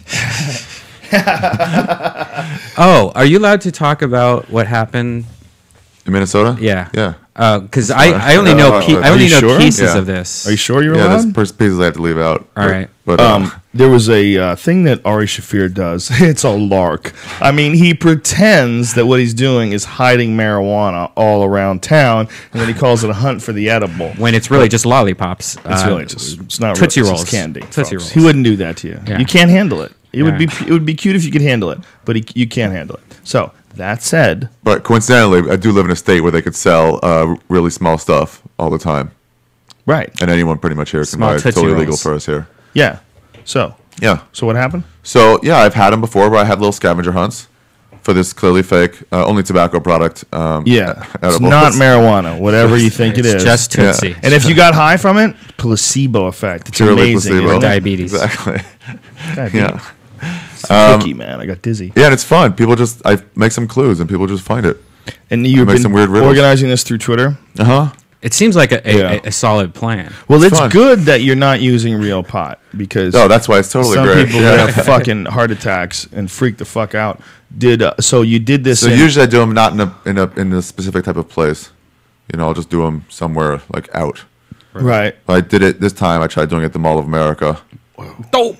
You know that's like Fort Knox. Yeah, they're all locked down now. I guess they have their own security and they have regular police there too. And so what happened? Well, I decided instead of hiding it like in like outside, like near a pillar or something, I figured there'd be less cameras, so I should go into a store and hide it there. Right. It'd be like increased business for them. Right. And so I did that. Good thinking, like at a store. Yeah. Grubby hippies think this out. looking for fucking free weed. Also, like, what kind of clues can I give? Like, what's it around that I can think of a clue for? You know? And then I found a place, and then I left. It was like, good, bada bing, bada boom. Then I waited for like, a few hours, started writing the clues. And then I started releasing them. It was great. And people were looking for it. First, I narrowed down like a side of the mall, then like a floor, and then like the store, and then like where. Anyway, so the show had just started. The MC was on. I was texting outside. And I just saw a cop to my right and two securities to my left just standing there. And they're like, Ari? And I looked up and I was like, oh, fuck. Oh. Well, this is happening now. Oh, I really didn't think it would. My God. Yeah. And, I was like, fuck. And they're like, we got to talk to you for a while. I'm like, oh, hey, this is totally cool, but somebody's got to go inside right now and just let them know that I'm in trouble because they're going to have to find somebody, like, really soon. Like, the show just started. They got, like, 40 minutes to find someone to headline. Right. Like, nearby in Minneapolis. So just let them know. Right. That this is happening. So then they did, whatever. The cop, let's just say he was cool. So he didn't find any specific evidence. So that wasn't a problem. But then the mall security was trying to say I couldn't go on. They were going to ban me from the mall. And the club was in the mall. Oh. Whoa. Yeah. And then Rick Brunson, the owner, had to get on the phone and start yelling at him. Saying, who the fuck are you? You're going to cost me money? Because that idiot had to fucking hide pot somewhere or hide fake pot for tobacco use. That's what he called you, an idiot? He said to the security. It's like, you're not going to cost me a bunch of money in refunds and disappoint all those people because he wants to be a fucking moron. Wow. I explained that what happened to like, what is it? I'm like, it's just for fun. It's where I go. It's totally legal. And it's just, I want other people to have fun. Even though it's fake. Even though it's fake, yes. Even though it's fake, yes. But I think they understood that. They're like, well, you can't even do that in California because it's only legal with a license. Yeah, and you don't know if a kid's going to grab it and be like, but it isn't illegal. That's the thing. It's decriminalized in California up to a certain amount, as long as they don't think you're distributing it. So some people ask me, like, what happens when a 15-year-old gets it? I'm like, yeah. He gets high. Great time for him. What do you mean? There's no problem there. He has a buzz during his first sex. I'm pretty sure the kid's going to have... I tell people how much it takes. These kids who got him came the next day to the show. Well, they did? Yeah. Oh, well, lucky it wasn't really weed. Yeah. Oh, yeah. Yeah. What happened was the people who went to the underwear aisle of that store that I shouldn't say because that lady was pretty cool too. Right. I'm going to go out on a limb and say it was... Don't say which store. She was cool. She was like, please, I'm not going to press charges. Please take down any mention of my store so I don't get in trouble. Okay. So it was a male clothing store. I wanted to hide at a Lane Bryant at a fat chick store, but I didn't think I could get in there without being noticed. Yeah, well... Nah. Like, why would I even be in there? Because you look like somebody that would date a fat person. Yeah. So you're buying Do you really think he looks like someone who did? No, that was totally a joke. No, I might. In some ways. If the world gets dark. Yeah, so the first people went and got it in the underwear aisle, and the next people came in and they couldn't find it, so they started tearing everything up, like looking for it. So that was an unintended consequence. That sucks. Yeah, but no trouble. They let me off like 5 minutes before I had to go on. Oh, that's good. Cool. Yeah. Did you go on stage and immediately talk about it? Yeah, of course. Of course you did. It's the first thing out of my mouth. Yeah. I was like, sorry, everybody. I'm just, Rick Brunson, he got on the phone with me. They were like, he wants to talk to you on the phone because he was in Edmonton on his landline. And he was like, hey, first things first, you need to act like I'm yelling at you. Okay? So now, is your smile gone? And I was like, yeah. And I started laughing. He goes, don't laugh. I'm serious. He goes, it's not going to be any problem at all. I'm like, sorry, dude, for getting it. He goes, I don't fucking care. It's totally cool. I think if you've been running a comedy club as long as that guy, he's also a comic. Yeah, it's like whatever. I know it's totally fine. Yeah, you got to be careful. Though, That's crazy. Yeah, so no full repercussions. You got to be fucking careful. That shit's super illegal in certain parts of this country. Yeah, and we don't realize it because, as we said here, it's lame though. That's another lame one. What are you guys doing? That's just so lame. So your new thing is taking liquid acid and squirting it into the audiences. Yeah. Can you imagine if you did that? The best is I was standing there with security and some people came up for like the late show or something. And they're like, Ari, brought something for you. And they opened up the purse. I was like, no. But then she was like, it's okay. I'm like looking behind, like, don't. And it was just Swedish fish. So it was all right. Swedish fish? Gummy what bears. is that? Like just some like gummy product. Oh, is it That's good? hilarious. Yeah, it's delicious. I offered it to the cops. And the lady cop was super hot. Really? Like super hot. Like how hot? Like I was, high what? How hot? How like hot? like an LA 8. Wow. Whoa. Like legit, like I kept looking at her and I was like, you guys should come in. You totally should come in. You tried to get her to come to the show? I mean, I couldn't go fully like, so when you get off, we should hang out. Should have totally gone right there. I regret not doing it. She was so pretty. Why not? Such Maybe a that bad would have idea. worked. So pretty. Maybe that would have worked. Maybe it would've. Maybe she's starving God, for some intellectual I conversation, a funny guy, great sense of humor. She seemed like she got it too. Bang She her seemed with like the she hat understood. on. Tell her to keep the hat on. Or maybe she was dating the other really nice cop guy, and maybe. then he would have thrown you in prison. He probably fucks her every time they shoot somebody. God, That's the deal. Every mall time. cops don't shoot people. Every now and then, dude. Shit gets crazy. Did you She hear was about a people mall that- cop? What? She wasn't even a real cop? She wasn't the a real mall cop. She was part of the mall cop. Damn, hot mall She cop. was so pretty, man. I was like, you guys should ever come. Was she responsive at all to you? She would smile. She knew that it was just something being an idiot. The guy, mall cop, was trying to pretend like he was a badass, but he couldn't really keep it going that much. And then the head of security was trying to really enforce the law. Oh. But who fucking cares? Could have got in trouble, buddy. I could have. Could have went to jail. Yep. What if somebody just showed up with a joint and said, this dirty Jew gave me this joint, They could say that now. and I smoked it? Whoa. Don't be giving that shit out. That doesn't. You gotta stop doing that. We're going to have Be Real from Cypress Hill on soon. Whoa, that's cool. Yeah, I've been going back and forth with him on Twitter. And Arj Barker, he's going to be on too. But he in one of the things America? about, he's in America until Monday. One of the things about Be Real from Cypress Hill that he and I share is that he won't just take weed from strangers. He won't. He won't Really? smoke their weed. Yeah. Doug Benson does it from everybody. Yeah, Doug Benson does. He gets high with Benson people all give the a time. fuck.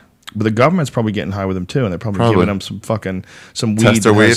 Weed that's got like little GPS signals in it. So He they needs follow that. That's all he can around. get high off at this point. His tolerance is too high. I'm getting high off GPS. Oh, now, he's got Joe. those GPS crystals? Oh, cool. He's getting high off Wi-Fi. It's hitting me hard.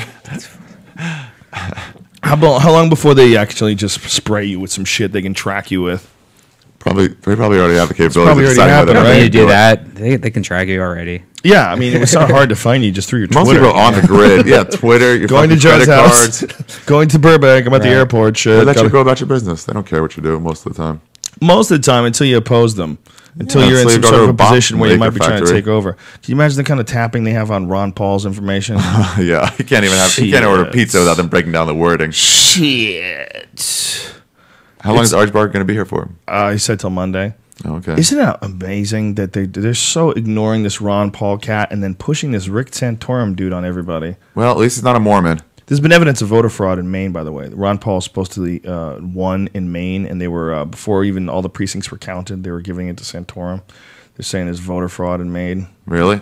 I mean, it's just a caucus. I would have liked to see Ron Paul win one state. Yeah, it would have been cute. In the prelims.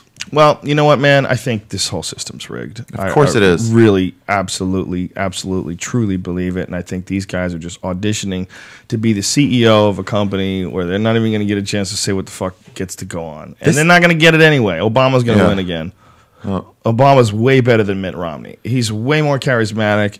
He can look. They can do some Hollywood math on the numbers and have you convinced that we're in an economic. One guy's just super rich. That he came in rich. Yeah, he came in the wrong time, and the world was fucked up when he got here, and the country was fucked up. But in the time that he's been here, he'll spin some fucking the legislation that we've passed and help this and the economic stimulus and put us back on track. Done a lot of good things. Sort of, whatever. That National Defense Authorization Act kills everything that he did. Everything. That's that thing that allows people to be detained indefinitely with no warrants. The fact that he passed that, like, it's just such an easy way to abuse that. It's so gross. It's gross. It's completely unconstitutional. This is the first time on my radio station that comes on like the news about the elections or the pre-elections, whatever they're having. It just seems like when Newt Gingrich and Perry and Santorum and all the other Mitt Romney, it seems like they keep like just lying, and then like going back on, I did say this, but that's not what I believe now. It just seems like a little kids just saying whatever they can, so they can get their prize. Oh yeah, especially Ron. But it's like, and Ron Paul's the only one who just says, "Well, this is what I believe." A lot of this shit's not popular. Give me another one of those if you could. Yeah. But it's like, this is what I've always said. The same thing for always. Oh, thanks. Yeah. When they're afraid of going on the record for what they really believe if it's not popular. It's not real. They don't believe shit. They believe they want to be president. Yeah, that's what it is. It's like they're just trying to get elected. Yeah. It's like when you audition for a show that you hope you don't get. Yeah, or like, this sucks, but like, I'll make believe I like the sense of humor. Rick Perry is so lucky he's dumb because now he gets to live the rest of his life without Secret Service agents wiping his ass everywhere he goes. Because if he won, and he could have fucking won, don't get me wrong. If that guy auditioned for the role of president just 4 years ago, and he was just coached a little bit better, and someone with a little hindsight, you get some, smart dudes behind him. Yeah, that that's all it is, right? Isn't that all it is? Yeah. Attracting the best PR people. He's no dumber than George Bush. He's no dumber than GW. It's just like an actress. Yeah. You just have to build your resume. Yeah, build your resume, do it correctly. Become popular at the right time. Exactly. He was popular at one point in time. Do you remember? It was like, that guy was like, he looked handsome. He looked like fucking... But I remember them talking about Obama at some like Democratic convention, and they were like, "Ooh, he gave a really good speech. People are going to look at him now as like a presidential guy." Yeah, it's like having a really good game in the NBA All-Star game. Yeah, it's like having a good set on Comedy Central. And all of a sudden it's like, "Oh, watch out!" Yeah, it's an or act. some chick in some movie. Yeah, I remember my my friend, who I will not name his name because he's a silly fucking liberal. Not that there's anything wrong with being a liberal, but he's silly. But he's liberal. He's one of those guys. And when I say liberal, believe it too much. I am very liberal in most of things. Most things like gay marriage and civil rights and most of those things. But shouldn't be attached to everything, though. Exactly. I'm not on a team. I'm not on team this or team that. And when you are, I think you're silly if you're a liberal by choice, in a category, predetermined pattern of behavior you follow, or you're conservative. Either one of them is just silly to me. But this guy was like telling me like what a great President Obama would make. And I go, well, why do you say that? What policies that he supports do you believe? Unlike him. He didn't have a fucking nothing to say. He just started giving me like double talk. I go, do you even know anything stuff this guy does, or do you love him because he's a good looking black guy, and you love like supporting a black guy because you got a little bit of white guilt? Yeah. And he didn't want to admit it. Did you see that Howard Stern thing they did where they interview people and just messed up the facts? Like Obama and McCain is running together against so and so. Who are you going to vote for? It's like Obama McCain. It's all about McCain. Yeah, do you think he'd be a good vice president for Obama? He's like, yeah, I like his policies. Oh, that's hilarious. Yeah, was it? I'm trying to remember who that fuck that was. Oh, that's who did it? Maybe it was for Tough Crowd. Fuck, I wish I knew what it was. It was who's that guy we met in New York that time? The Boston comic. Boston comic. He didn't like me. I was texting. Nick DiPaolo. Yeah. He didn't like you because of what? I was texting or something. No, that's not what it was. You joked around about jocks. You said something about jocks. Boston is all jocks. That's what it was. Yeah, that's what you said. It was a bunch of dumb jocks. Who the fuck is this guy? Yeah. Nick DiPaolo is quick to tell you. Immediately, I must have worn a sweater or something, and he's like, "Oh, I guess we all can't be Janine Garofalo." Yeah, I was like, "What do you think? What? Did I offend you?" Yeah, he thought you were. Well, you kind of dress a little bit like a hipster. Yeah, I guess I do. If people didn't know you, they would totally think you're a hipster until they hear you talk. They would think I'm an alternative comic. Your filthy, dirty mouth on stage. Yeah, they would think you were alternative. Yeah. Thank God you're not. Oh. It's so hard to be friends with an alternative comic and pretend that all that shit is funny. It's starting to go away, the lines. Of course it is. There's some real good people that just go up in that scene and then vice versa. They're just comics. Yeah. Of course it is. The people that wanted to be alternative. Louis used to always do that. Yeah, but he was just a comic. The all rooms and he'd go up at the store. Yeah. And you're like, oh, you come here too? He's like, what do you mean? It's stage time. Yeah, he's just a comic. Yeah, he's smart enough to realize that. But a lot of these dummies, it was like, you know what it was? It was like, we found a cool club. This is like the cool kids club. Mm-hmm. You know, this is the Janine Garofalo club. Chechen Rebel. Doesn't that sound like a cereal? Chechenian? Yeah. Yeah. What? Why'd you say that? Because that's that's one of their jokes. Oh, really? That's a Janine Garofalo line. Because he was looking. I think he was imagining her. I'm just doing what they do on stage, where did like you read the looking word off into the Chechenian? distance, saying something mildly ironic. Yeah. Yeah, you know, it's not even funny. Shut it! You're not funny. No. Work harder at this. You're not trying hard enough, and your point of view sucks because it's not real. You're not really. You're just trying to fit into a mold that you think these little hipster twat heads are going to appreciate. Clap. I saw Paul F. Tompkins talking about the state of alternative comedy. Yeah. At a podcast in San Francisco at Jamie Kilstein's podcast. The state is AIDS. He goes, it's really sucky right now. Because all these people trying to be alternative comics and like sucky. Because they're trying to be this instead of just being it. It's AIDS. Yeah. It's AIDS. They all have AIDS. It's not funny.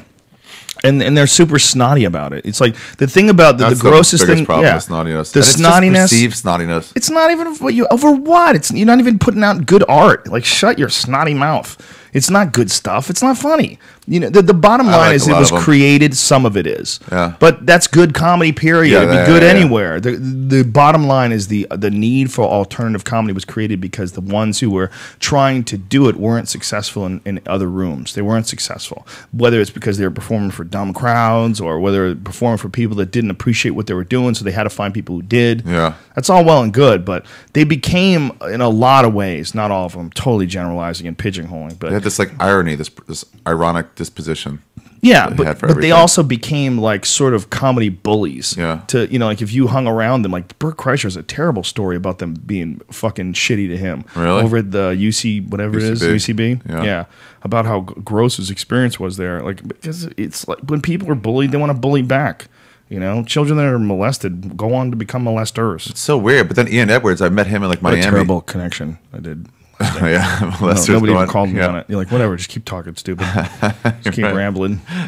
Nonsense. I saw Ian go with that alternative. I'm like, what material to do for this? He goes, crowds are crowds, man. Yeah, I've done the UCB twice, and then I had great crowds. Yeah, I did the UCB. I loved it. I had a great time there. But like, it's not their alternative night. It's not the audiences. It's the comics, the artists, and it's not all of them. It's just a few. It's just like Cops, a few cunts. Yeah, spoil the whole pocket. That's what it is. That's what it is. That's what it is. Exactly what it is. That's why everyone's against it because of those few cunts. Yeah, same with cops, same with girls, you know, same with guys, same with everything. The few people I hate it when a girl says, I don't take comics anymore because all the comics have been bad. I'm like, come on, wait, break it down because I'm not all of them. Yeah, but you're terrible. Yeah, but if it's like all about like whatever it is, I'm like, yeah, we do that. Sure. I was like, I'm a great guy. Yeah. Come on, give me a chance. But if they say they're needy, then I'm like, well, I'm not needy. But if they say like they can't commit, I'm like, oh yeah, all right, that's fine. Yeah, we shouldn't do it. Yeah, well, isn't that like what all women want, Ari Shaffir? Yeah, some of them. They all want love. They all want to know that you're going to be there for them. They all want you to listen to their highlight reel. And correct their act. The worst is dating a comic. Dating a comic and you have to help them with their act. Do you think this is funny? Oh, there's nothing more of a turnoff than a girl going over her bits with you. Anyone going over their bits with you is horrible. Yeah, but a girl that you want to fuck.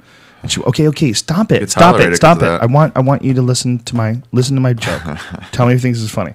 Meanwhile, your dick is like a headache in your pants. Dome. Let's just do it. And they just want. Tell me if you think this is good. I've dated a few comics. I start telling them now. It's like I am not going to help you with your act. I'm not going to try to correct you. If I see something like thematically you're doing that I can see a fix for, like you should check out this room. You might do well there. Yeah. Like I would do that, but that's it. Let's just give you suggestions of like directions to go. Yeah. I go to peers every now and then. There's something wrong with this bit, man. Doesn't the bit seem too verbose or something like that? But I kind of just sounding off. I kind of know anyway. If you're being objective about your shit, which you always have somebody to be tells anyway. you like, yeah, they saw that. Like I like that joke. I'm like, don't you think in there it needs a little something? Yeah. If you know they saw it.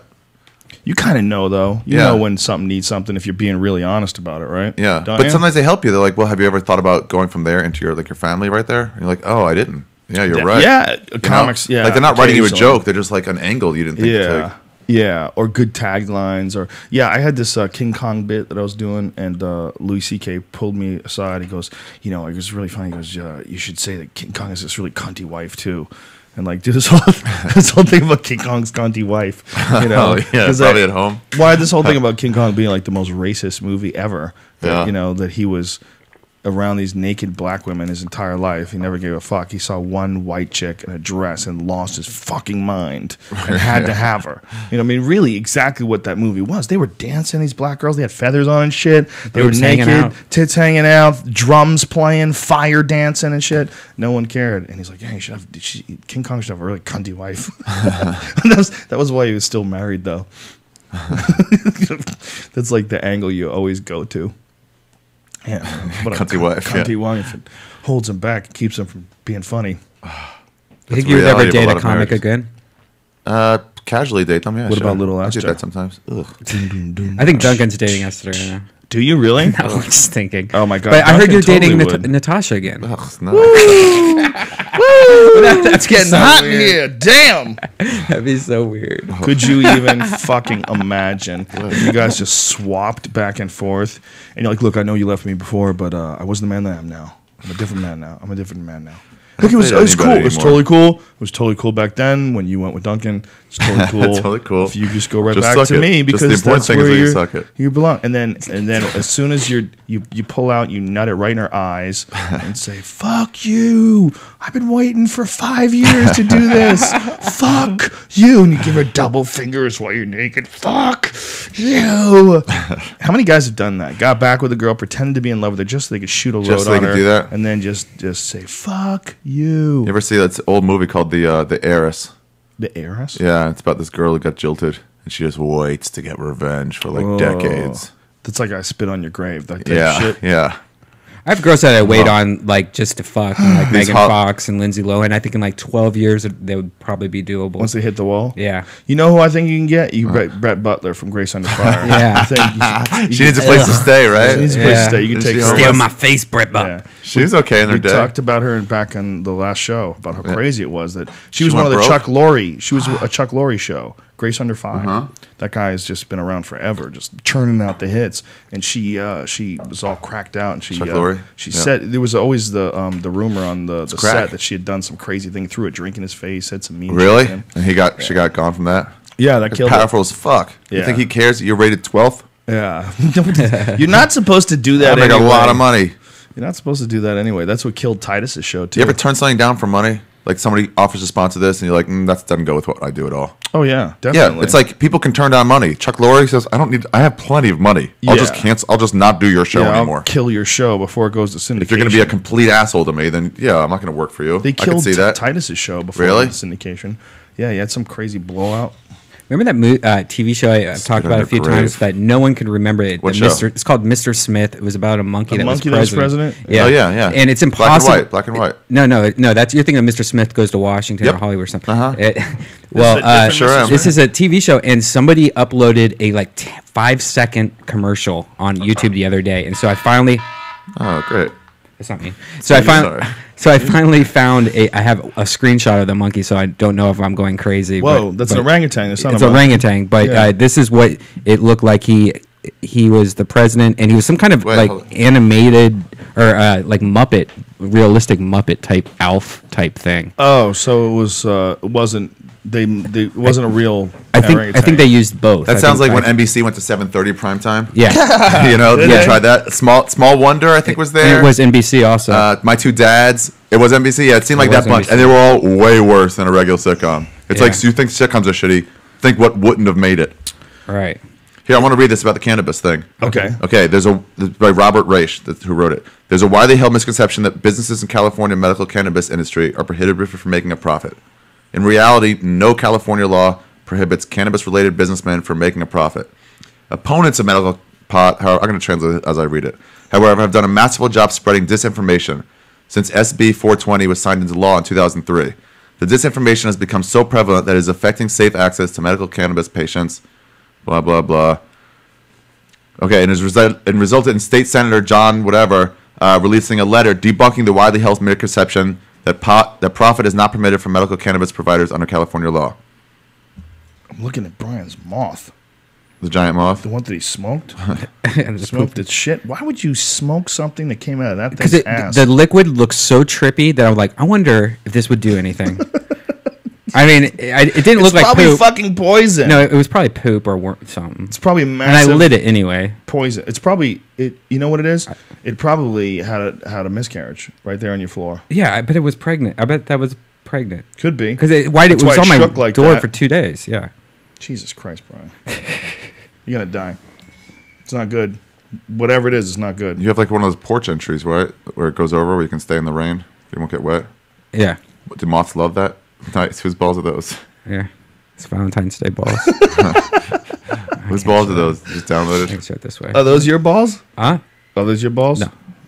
Are they? No. They're pretty if they are. They're hard. Can you imagine if you got an operation to have your balls always in the shape of a heart? Like there was a new thing, and women wanted you to do it to show them that you really cared, and you would just get your balls tucked into a heart shape. Like they would, there was like a little plastic V implant that they would put in at the bottom of your ball so it sack. just looked like a heart. Yeah, at all so it times. always looked like a heart. I always wonder, dudes would do it. I always wonder why like belly buttons never got like getting like extended or like changed in any way. The balls are so vulnerable. Yeah, the belly button nobody really touches. Sometimes they get belly button rings. Girls. You could get an implant on your balls with like a wire frame that was like in the shape of a heart.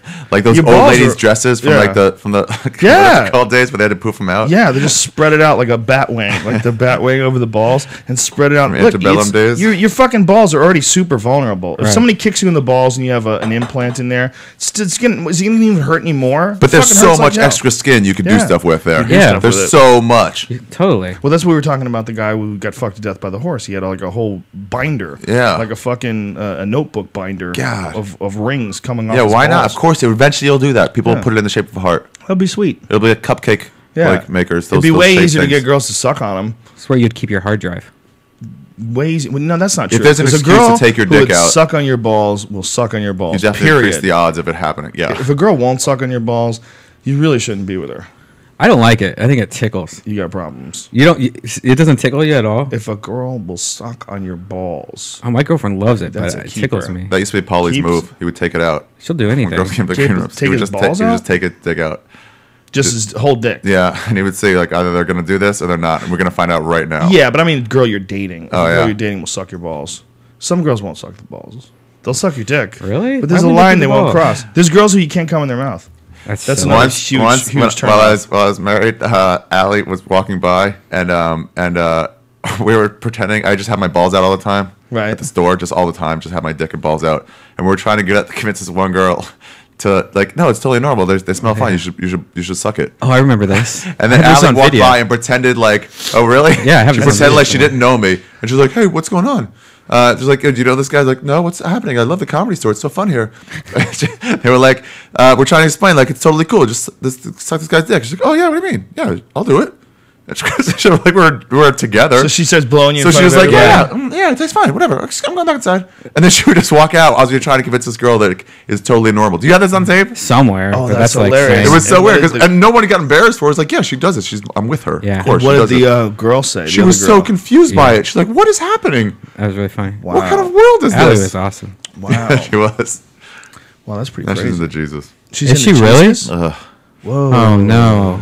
Whoa. Your ex is into Jesus? Yeah. You need to have her on a skeptic tank. Hold on. When was the last time you talked to her? We text sometimes. Text. What about in person? It's been about a year and a half. Oh, wow. And in that time, she went to Jesus. She went to Jesus. How long ago did you break up? 2 years? 3? No. 4? 4 or 5? No, it was post the store. We just figured that out, right? That it's been 5 years since I quit going to the store. 2007 was 2007 February. So it was because when all that stuff happened, I had someone else that I think we'd already broken up by then. Wow, really? Yeah, so it's like 5 years ago. Okay. So a year and a half ago she got into Jesus? Something like that. Wow. I'm not good with time.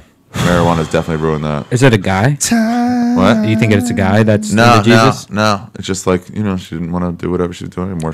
People find the Jesus. But then she started saying that she come to a sermon with me, and I'm like, stop it. Whoa. It's all I can do not to mock you. But meanwhile, Please don't try to get me to go. Really intelligent. That's what's weird. She was a very intelligent person. Super smart people like the Jesus all the time. I don't quite get it. You gotta get her on the skeptic. There's I will. I'll get her on that. There's a part of they compartmentalize their logic. Is what it is, and the idea behind it is great. The idea behind, I mean, if it was real, god damn it, wouldn't it be beautiful? Wouldn't it be beautiful if they're really, and it is real, man. I'll tell you what, you need to find Jesus. If you found Jesus, you would know. But they're not lying to you when they say that. It's because if you really do believe, you feel more fulfilled, I guess. Yeah. Then it's like, I'm happy for you if you're happy. But like, well, she was in what? She probably wasn't happy. A lot of girls who do they get wild and they blow guys at the Comedy Store in front of people. Yeah, like that kind of behavior, that kind of wild behavior. That's fun if you're around people who think it's fun. Yeah. But if you're not and you get judged by enough people who don't think that shit is funny, and if you're the type of person who does wild shit and tries to be funny and tries to have a good time and is a little impulsive, people will fucking judge you to the point where you start to think that your morals are really questionable and you're a fucked up person. You need to get your shit together. And if you hear that enough and you don't have a support system behind you, you'll crack. Maybe so she doesn't have you anymore. I mean, think about it. She's living with this guy. I mean, you're my friend. You're here and everything like that. But you're a brilliant guy, okay? You're very, very intelligent, very educated, very well-read, and you're around her all the time, so you're having intelligent conversations with her. And if people don't have that in their life, if all of a sudden they get cut off from that. And everyone just telling you, don't do this, don't and do you're that. around morons. And you're around a giant swarm of moron influence and moron information. I was talking to those people in Minneapolis, and they were like, what would you rather have? A virgin who's not good at sex or someone who's very good at sex but has had sex with a lot of people? I'm like, definitely the one who's had sex with a lot of people. What are you talking about? And they're like, but then she's had sex with people. And you're like, yeah, but fine, that's fine. Who cares? Bitch. What are you talking about? Of course, who cares? Weak ass. Why do you care? It's so silly. Weak. As long as she's not all diseased up. Oh yeah. As long as she don't got the She's heavy. the virgin. I'll teach her how to do You like the virgin? No way. Teach them how to do stuff. She's like, ew, I don't want you sweating on me. Open up your pussy. That's all you need to do. Ew, I feel bad. Ew, I can't believe I gave it to you. Ew. Oh, they're gonna cry. She can talk. All right, you didn't say that. He's like a virgin alien. That wasn't part of their deal. Yeah, you definitely want to go with the slut, but you don't want to go with the crying. Yeah. The problem with the girl who's had sex with a lot of people is a lot of times they feel bad about it. Or they've done it because there's some underlying issue. I think anyone that's been around a little bit is just seems like they're cool with sex now. Some of them. We'll have sex when we feel like having sex. Some of them, yes. And I'm just saying the occasional bomb, the occasional 1 out of 10 that starts crying ruins all the rest of the fun girls. Look at Eliza. She hates sex. She talks about how she hates having sex. That's too bad because everybody wants to fuck her. Why does she hate it? I don't know. She just says like a minute and a half, I'm done. I just want it to be over with. Really? She seems super uncomfortable about a lot of shit, though. She's a strange girl. She's super aggressive, real competitive, loves her dog, holds on to the dog. Way too much. She always brings it in. She's really quick. Cool dog. Real quick and aggressive. I saw her at the Sarah Tiana's birthday last night, and she didn't have her dog. So I'm like looking around in her purse. I'm like, what was she wearing last night? Regular clothes? Huh? Yeah. She changes and gets dressed down before she goes on stage.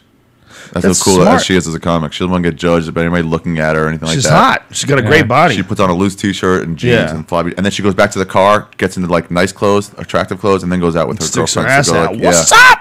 I love sending her pictures of just random black dicks out of nowhere. And how she react to that? She loves it.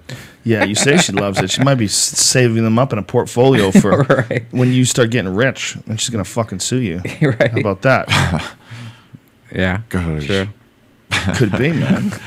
I worry about that about any person I talk to. It's not sexual harassment if you just do it to a person, right? Yeah, I don't know, man. At this stupid, loopy ass fucking day. In comics to comics, I think you're safe doing that. You would think, but I don't think it works that way. The employee handbook for the La Jolla Comedy Store, it said you cannot say anything of a racial manner to another employee. You cannot say anything of a sexual manner to another employee. It's like all these rules, but then it goes. With that being said, you will hear from on stage some of the worst imaginable language from any human. That doesn't matter. You still can't act like that to other employees. Like Right. you'll hear horribly things saying super racist, super sexist, like every night. Isn't that funny? Yeah. If you work there and you're like a waiter and you try to be as funny as the comedians. to No, your not staff, while you got the T-shirt on. Yeah, you go to jail. Yeah, They'll take everything. get a lawsuit. They'll take everything, man. Fuck you, CNN. Here's an article. Yeah. George Clooney still open to marriage. Fuck you. Still open to Did marriage. you hear what happened today in West Hollywood? What? What? This guy started. This is what I heard on the way here, so I don't know what the full story is. But this guy started walking around these houses and like kicking people's doors in. What? And yelling, and then he kicked somebody's door down and then caught the house on fire and shot 3 people. What? Yeah, like two 38-year-old women and a 34-year-old guy. Whoa, Okay, today? explain that again. What happened? He kicked somebody's door down. He started kicking people's door down, and then he settled somewhere on near one. Melrose, and then he just started fucking shooting people, and then caught some house on fire. Wow. Yeah, but they were still figuring it out while I was driving here. Like it was Wow. like, oh, we don't know what's going on. Wow. That guy in Utah lit his kids on fire.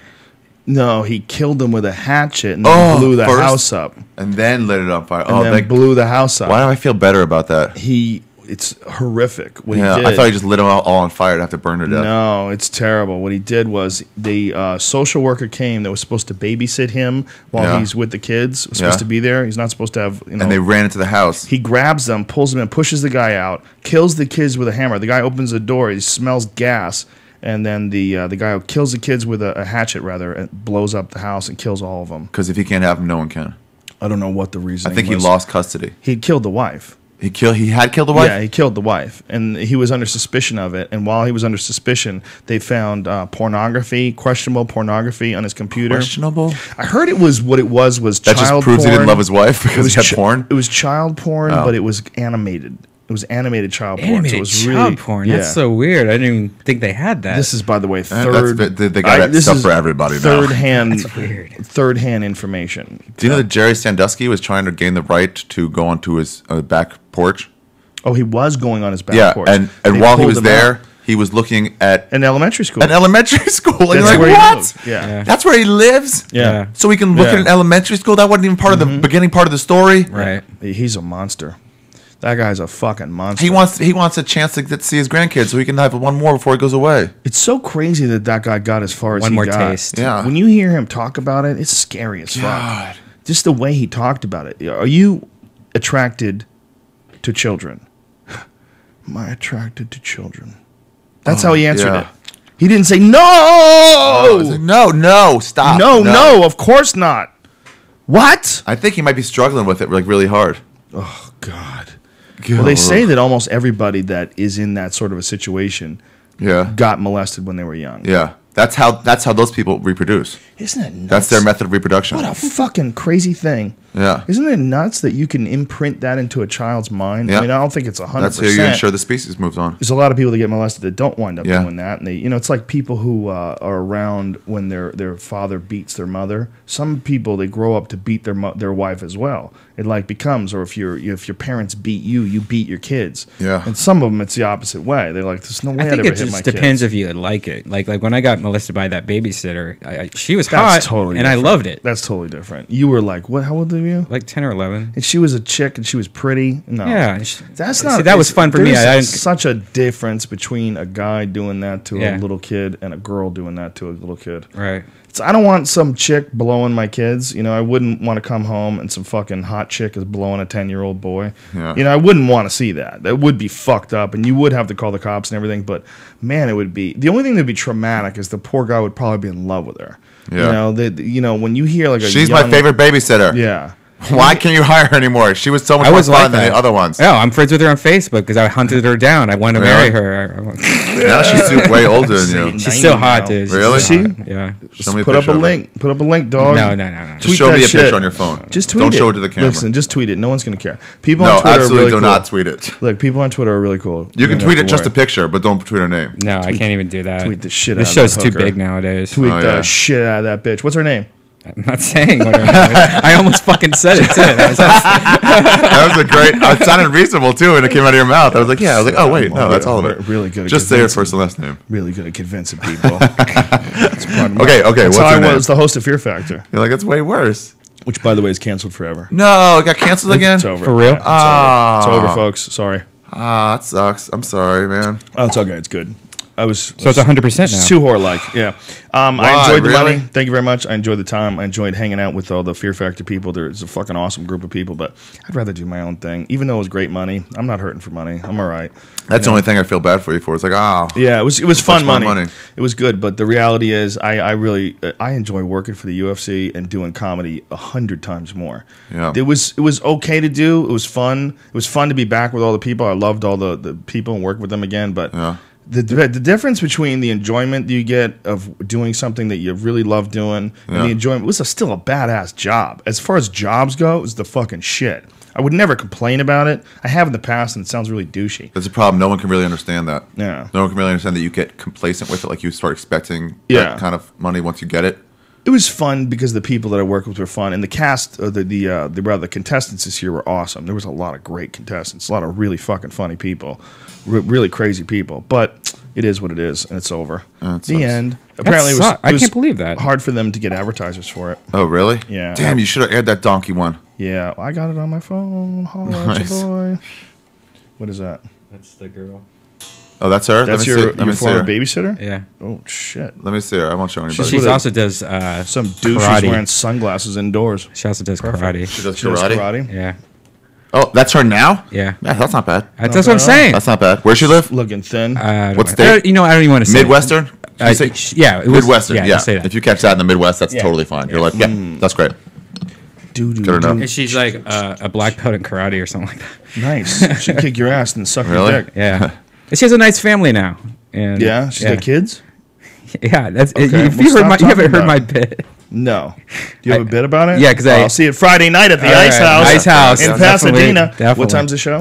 Show's at 10 o'clock. You can go to icehousecomedy.com. Are you going? I'm going to be there? Yep. Yes! Ari's on the lineup. Shaffir's in the house. I think Moshe's going to be there. Yeah, and nice. Doug Pound, DJ Doug Pound from Tim and Eric. I'm going to try to get Arj Barker to come down as well because he awesome. just said that he's there Friday night until Monday afternoon. Maybe I'll get him to come early and we'll do a podcast with him before the Ice House. Awesome. What's up? Oh, yeah, smart. Yeah. And how long is he here from Australia for? Till Monday? He said till Monday. And Ice House Chronicles, if you, what we do is, the Ice House shows are some of my favorite shows ever, the stand-up shows and the podcast shows. We have a studio in the Ice House in Pasadena. It's a separate room.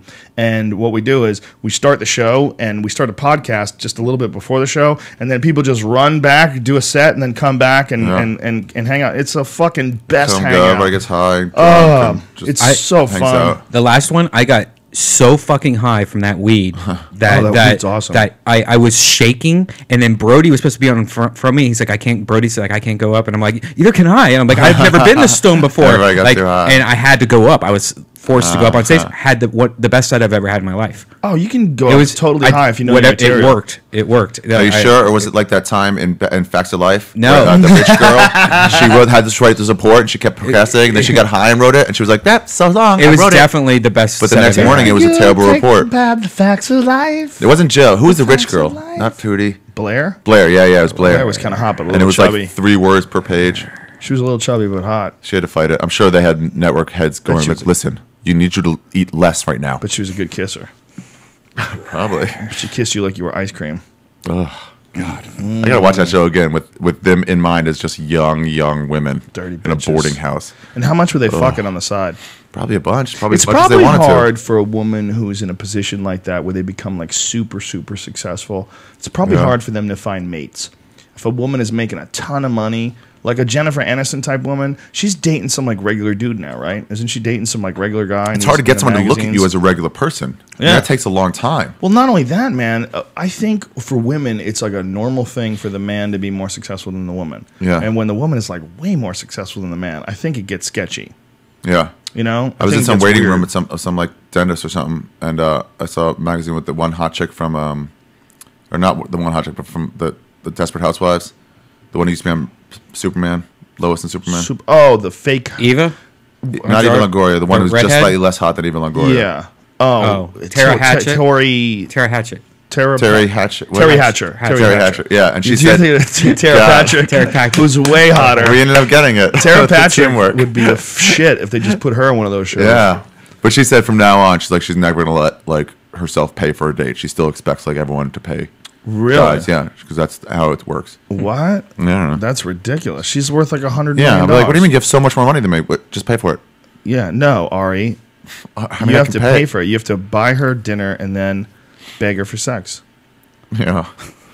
And then, you know what? She's probably not into you anyway, so... Probably not. It's going to suck. Yeah. Yeah, you'd have to be like some Brad Pitt type dude to stimulate a woman like that. Oh, yeah. You'd have to be like someone even more famous than her or even more powerful than her. I mean, I would think. You would say no. I mean, people would say, you're fucking ridiculous. Your point of view is stupid. It's asinine. There is a certain chimpanzee logic. Yeah, they want someone to do that to them. They want an alpha. They want someone who is... Some people. Well, even the ones that don't, man. How long do these last? Yeah. Let's like our friend, for instance, who will remain nameless, who recently left his girl, who will also remain nameless, and he was in the beta position during the entire relationship. I knew. I'm like, this shit ain't gonna work. How the fuck is this gonna work? Women like that always complain that the dude doesn't. But the other ones don't work either. Those ones work better. Other relationships, when he was the alpha, he doesn't work either. When was he ever the alpha? I don't know. Yeah, what are you talking about? I don't know. How dare you? I've never seen that turned around. Make shit up. I don't know. That's a good point. Anyway, go to joerogan.net. Check out the information for all the upcoming shows. The January or March 2nd through 4th. Are you in town? March, yeah. Yeah, are you? Yeah. First weekend? Uh-huh. Powerful Ari Shaffir will be with me at Brea, California. Oh, great. Yeah, I'll totally do Powerful Brea. Ari Shaffir. There you go, folks. You saw that? Brea. It was booked on the spot. That's how we do. The April 13th through 15th, I'm at the Hollywood, Florida Improv. Oh, shit. Very nice. That's the Hard Rock down there. Crazy one. 420, Atlanta, Georgia. That's the Tabernacle. Tickets go on sale tomorrow. And then May 4th, New York City. What is it? The fucking something? Manhattan Theater. Manhattan Theater? You sure that's it? It's something like that, yeah. I'm in Alberta, Calgary. Remember that place we did in Calgary? We had to have extra seats on stage. Behind you? Yeah. Yeah, we had to bring... That was great. That was awesome. We need to play Japan while we're there. There's a comedy store in there in Japan or something like that. I want to just go hang out. If you want to go to the comedy store, we'll go and... Isn't there one? Like a comedy store in Japan? Comedy something. Something like that. Yeah. Brazil was fun just to hang out. Yeah, we had a good time. Ari and I, we had some real Brazilian churrascaria. How good was that fucking meat? Oh, so good. We went back. Woo, we went back 2 days in a row. Like that. It was so good. So many different flavors, too. Dude, Rio is amazing. That's why I got in this coconut water. I was just walking on the beach and just like, they sell those coconuts for 2 reals or whatever. And they just chop it open and give you a straw. You know, they sell that here in Los Angeles as fruit stands. Anytime you see a Mexican in the fruit stand, open they have coconuts in there. They just chop it up and give you a straw. It's so nice. So Joey Diaz taught me about that. By the way, me and Joey Diaz are going to Columbus, Ohio. When are you doing that? I think it's the weekend, May 19th. Yeah, they asked for me and Joey. That's awesome. Isn't that crazy? That's awesome. Perfect. First time ever on the road. May 19th? Very nice. Something like that. Count your tickets. You know what I'm saying? Count your tickets. Dude, that guy. You know this fucking guy. I'm just gonna make some posters. I'm gonna bring a Death Squad poster. Who was booked this? Did Joey book it? Joey booked it. Some woman came up to him and said that she wanted to book me and Joey. That's awesome. Beautiful. That at the same club, the Funny Bone, and then we're trying to do. We're also doing maybe Scully's on Ohio State campus, or we might do Cleveland. The Funny Bone. Maybe go somewhere else. Market. Cleveland's good. Skip over, do the Improv in Cleveland. Yeah. The Funny Bone in Columbus is an awesome fucking club too. That's club. one of the great clubs in the country as far as like how it's low and tight. Yeah, it is low ceilings. Yeah, that's a great fucking place.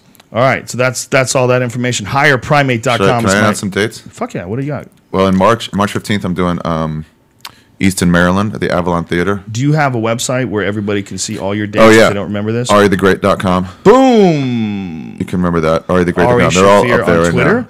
Right now. ARISHAFFIR on Twitter. I'll be in Addison on April 12th through the 15th at the Addison Improv. They'll let me headline. The Improvs are fine. They'll let me headline. That's awesome, dude. Addison, Texas is the shit. Yeah. Addison apparently was the one city in Dallas back in the olden days where you could drink. Oh, really? That's why it's wild. It's like, really? Yeah, they used to have. You could still drink there? Well, it was not during Prohibition. They used to have weird laws about the city of Dallas, but Addison was like where you could go to drink and smoke. Remember, I think you might still be able to smoke in the club. It might be one of the last places. And maybe they changed that. I hope they didn't. Even though I hate cigarettes, I also like personal freedom. Yeah, that's a problem. But yeah, that's the one where it infringes on other people. Yeah, it's stinky. Well, the real issue is for people that work there. Yeah. It's stinky. But it's also, there's something about girls that smoke. They're sluttier, for sure. Yeah, you just know they make decisions that don't matter. Yeah, they're crazy bitches. They're great. throwing cigarettes out the window. And they're not even thinking about where it goes. I they're love not girls. thinking. It's a sign. They're shoving a dick down their mouth. The loads come off. They're not thinking about what's going in there. They're not thinking about that stinky dick. They're obviously not 100% of the time, but it helps your odds. It increases the odds of finding a winner. Substantially. Yeah. You see a girl with red nail polish and she's chewing gum and she spits her gum out into the bushes and then lights a cigarette. That girl might suck your dick. Hey, so what are we doing later? Yeah, that girl might be crazy. She's not thinking about shit. She's just living for momentary little blips of thrills. If you're interested in coming to the Ice House, go to, what is it? IceHouseComedy.com and search for Joe Rogan or Death Squad. Yeah, stage 2. Look for stage 2 because that's what we're doing. And in March, we're going to do a fuckload of dates there because I'm going to be around most of March. You think you're all Mr. Fear Factor. You think you're all Fear Factor. I forgot about that girl. That girl in Boston, that monster. You're going to tell your friends. She was having something with our friend. Let's have a little... That accent is just so bad. And while they were doing it, she was going, you're going to tell your friends. That's right. You're going to tell your friends. No one's going to know about this. Yeah, he told us just because it was gross. He told us the opposite. Not like he was a stud. He's not bragging. He told us how sad it was. Here he is, like, sobering up while he's half hard inside of her. And she's going, you're going to tell your friends. Oh, no. I saw a girl walk across that old, what was that old room that they don't have anymore? Connection? Yeah, Comedy Connection. And she was super hot. Walked all the way across the room, like outside there. And like I was like, whoa. And she's looking right at me. And she just comes over. She was going to the bathroom, but she stopped and came to me. And she goes, "You were wicked pissy funny," or whatever crap. I was like, oh. You were wicked pisser. Yeah. Wicked pisser funny. Like, killed it all. Ugh. You just teach her how to talk different. She'd be fine. Yeah, sure. You think you could do that, though? I couldn't have the patience to do that. You know, that girl I used to date from Texas, Jessica, she would like have the thickest, when I first met her, the thickest accent. It was just like, oh, y'all. You know, it sounded like she was a hillbilly. Right. Yeah. And that she moved to LA, completely lost it. Like, Really? And then moved she didn't back, really have much of completely one. got it again. I bet when she went home to visit, it came back a little stronger, Yeah, it right? did. Yeah, that's how my mom is. I would have asked her to keep it. I love that accent. Yeah. Texas accent's my favorite. Yeah. Those are real women. Those are women. You know what I mean? Yeah. They like want to be women. They don't want to be president. They don't want to be running shit. They like being women. The manlier areas where the men are manly, like who's manlier than Texas dudes? You know, it's like big belt buckles and fucking trucks and the manly. Those are the womanly women. You know, whereas you get to San Francisco, you get chicks that want to fucking stuff a Birkenstock up your ass and scream at you because, you know, you don't want to give them the right to choose. Obviously, these are generalizations, folks. Very funny than the not generalizations. We're just talking here. It's impossible for girls in Texas to even roll their eyes, I heard. Really? Yeah. Why? They're just so like laid back? They're not allowed. They're not allowed. Go to higherprimate.com if you're interested in monkeys and weed and psychedelics. Yes. That's my t-shirt line. Brian's reminded me. He's right. I Yeah, gotta sell you these need, fucking you need things. sales, too. You never had Yes. sales or coupons for that. Okay, I'll get a coupon. Next. Yeah, you should have a next sale. show. Old stuff that you're not going to sell much anymore, Yeah. or what's Okay. been around for a while. You got People it. keep on asking me. That's Well, I why need to say make a it. coupon code. But you know right? what bands do? This is why my new thing. I think you should do it.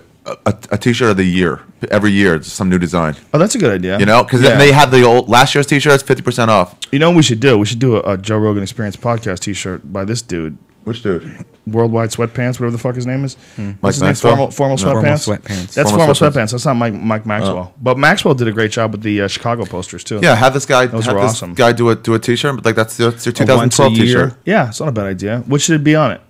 The Death Squad cat.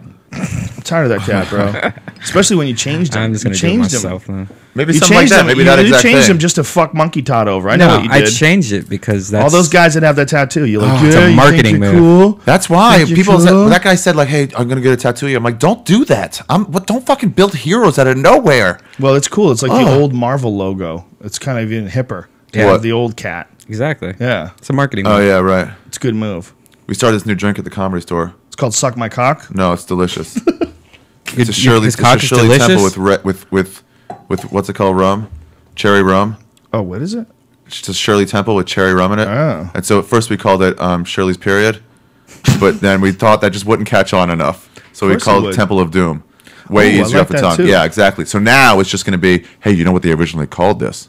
Oh, right. It's going to be part of the folklore. And so that's a drink that they sell at the store now? yeah, you can we order invented it. Yeah, Oh, that's cool. So they would you, only the front bar would know about it, and I guess the back Yeah. bar. well, if you order it though, someone Yeah. could ask someone. the front If bar. you're there, if you're working, Yeah. They could order it. Probably. Or if anytime the front bar is open, they all know now. Everybody knows now. You invented a fucking drink. Do you get a copyright on that or anything? No, just some satisfaction of knowing it has something to do with it. That'd be badass. We were in Vegas a couple years from now. We ordered Temple of Dooms, and everybody knew what it was. It's so delicious. Right before you had gay sex. You could have super alcohol. You can't taste it. The podcast's over, Brian. How dare you? How dare you? So we'll try to get Arj Barker for tomorrow. No guarantees, though, but for sure we will have an Ice House Chronicles. Yeah. I think they might send me to Australia. To what? In September, do like a run of the cities. One night in each city. They might send you. Who the people that we worked with? Agent your agent. Get me. I don't know who's talking. A-list. He's talking to. Oh, that's cool. Isn't that the people that we worked with when we were there? Is it? Yeah, I'm pretty sure. Yeah, that'd be cool. Oh yeah, Kylie. Yeah. Yeah. They were great. Yeah, Australia's awesome, man. It's just too fucking far away. I would go for like 2 weeks. For those asking about there's a UFC in Australia. I'm not going. I'm not going to any of the FX or Fuel shows that's happening. Yeah, no more. There are 4 channels. I'm doing only the ones that are on pay-per-view and the Fox ones. Those are the ones I'm doing it. So I got to watch last night. Jake Ellenberger and Diego Sanchez went to war. Holy shit, that was a great fight. A classic fight of the year candidate. You should do one of those drunk casts now that you're not going to do. Totally should. We should have done that last night.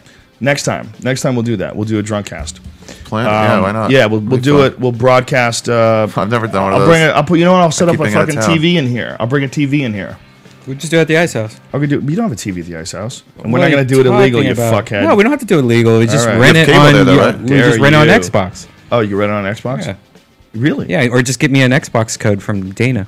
I'm sure he has one of those. Get you an Xbox code. I'd rather pay for it, like a goddamn good citizen. What are you saying? $50. Hey, we have what? Nothing. I'll tell you later. Oh. Private stuff. Private stuff. Oh, the guys who sent us the super cool bong. If you're interested in it, go to jetwaterpipes.com. That's the name of it. It's pretty badass. It gets my full support. Me too. Brian, 4 stars? Yes, 4 stars. Oh, I'll be in Toronto March 23rd, I think. Yeah. AriTheGreat.com. Is everything up there? Yeah. Go to AriTheGreat.com. AriTheGreat.com. That's how you go. Ari Shaffir on Twitter. ARISHAFFIR. Holla! I got really high for this one. This was a good one. Yeah. I enjoyed it. That bong was really good. It really you folks enjoyed everything in. What can we tell you that hasn't already been said, folks? We love you. We appreciate you. Most of you. There's a few of you that are pretty fucked up, and you need to go to kill yourself. Just kill yourself. No, just get a fleshlight from Joe Rogan's website. Get some ayahuasca in your system. Yeah, you'll feel better. Go to Costa Rica. Have an ibogaine session. Aubrey, formerly known as Chris, the artist formerly known as Chris, is going there soon. He's going to do ibogaine in Costa Rica. He's going to come back and tell us everything. So he's going to come back with a different name. Yeah. I am now Henry. He's going to be Crystal Fuck. I'm now Flower. I'm now Flower Child. Oh, and I have a podcast. Oh yeah. Skeptic Ari Tank. Shaffir, Skeptic Tank, yeah. Ari Shaffir's. Should be the Ari Shaffir Show. Change that shit. Should be Ari Shaffir Show, yeah. Yeah. Just Ari Shaffir. This should be Ari Shaffir Show. This is the Joe Rogan Experience. And that's, by the way, that's pretentious enough. And it's only because I'm a huge Jimi Hendrix fan. I basically ganked it. That's it. This fucking show's over. Thanks to the Fleshlight for sponsoring our program. If you go to joerogan.net, click on the link for the Fleshlight, enter in the code name Rogan. You want one? I got a box of them. I got a stack. Made less clutter. I got your new girlfriend, dog. Enter in the code name Rogan. You get 15% off. We're also sponsored by Onnit.com. That's ONNIT. And if you go to joerogan.net and see the link for Alpha Brain, the cognitive enhancing supplement that I took to be so smooth. You got some cool art in here right now. Yeah. I started putting up some... some cool shit. I got a bunch of shit I put up. Those are all... clock, too. That's smart. What the fuck's his name? Ralph Steadman. Those are Stedmans. Those are cool. I've heard of him, right? Yeah, he's the guy that did all of Hunter Thompson's artwork. Those are pretty badass. Yeah. I decided to dress this place up. And, I should say the name of this fucking guy because I keep forgetting. Hold on a second. The guy who did the thing behind Brian, I know his name. Oh, yeah, I was going to ask you about that. My website's deathsquad.tv.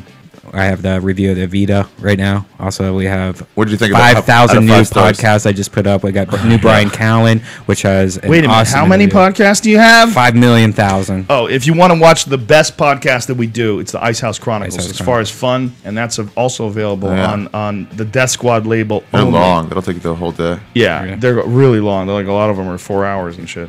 Go to in and out. Go to joerogan.net? No. What's your DeathSquad.tv. Go to iTunes and subscribe to Death Squad. Last 24 hours to vote for me for that Web Shorty show. How are you doing? I'm not supporting you on this. This is ridiculous. I'm up against They're not Anthony. sanctioned. They're not sanctioned. Grant Grand is the name of this dude who made this awesome fucking collage. Grant Grand? Yeah, Grant Grand. It's fucking just all kinds of cool designs and all sorts of weird shit that he incorporated in there. It's amazing. It's really cool. So, Grant, thank you very much. Thank you very much. Triple and Tebow and me are starting a podcast, sports podcast next week, next Tuesday. Sounds awful. What kind of sports are you into?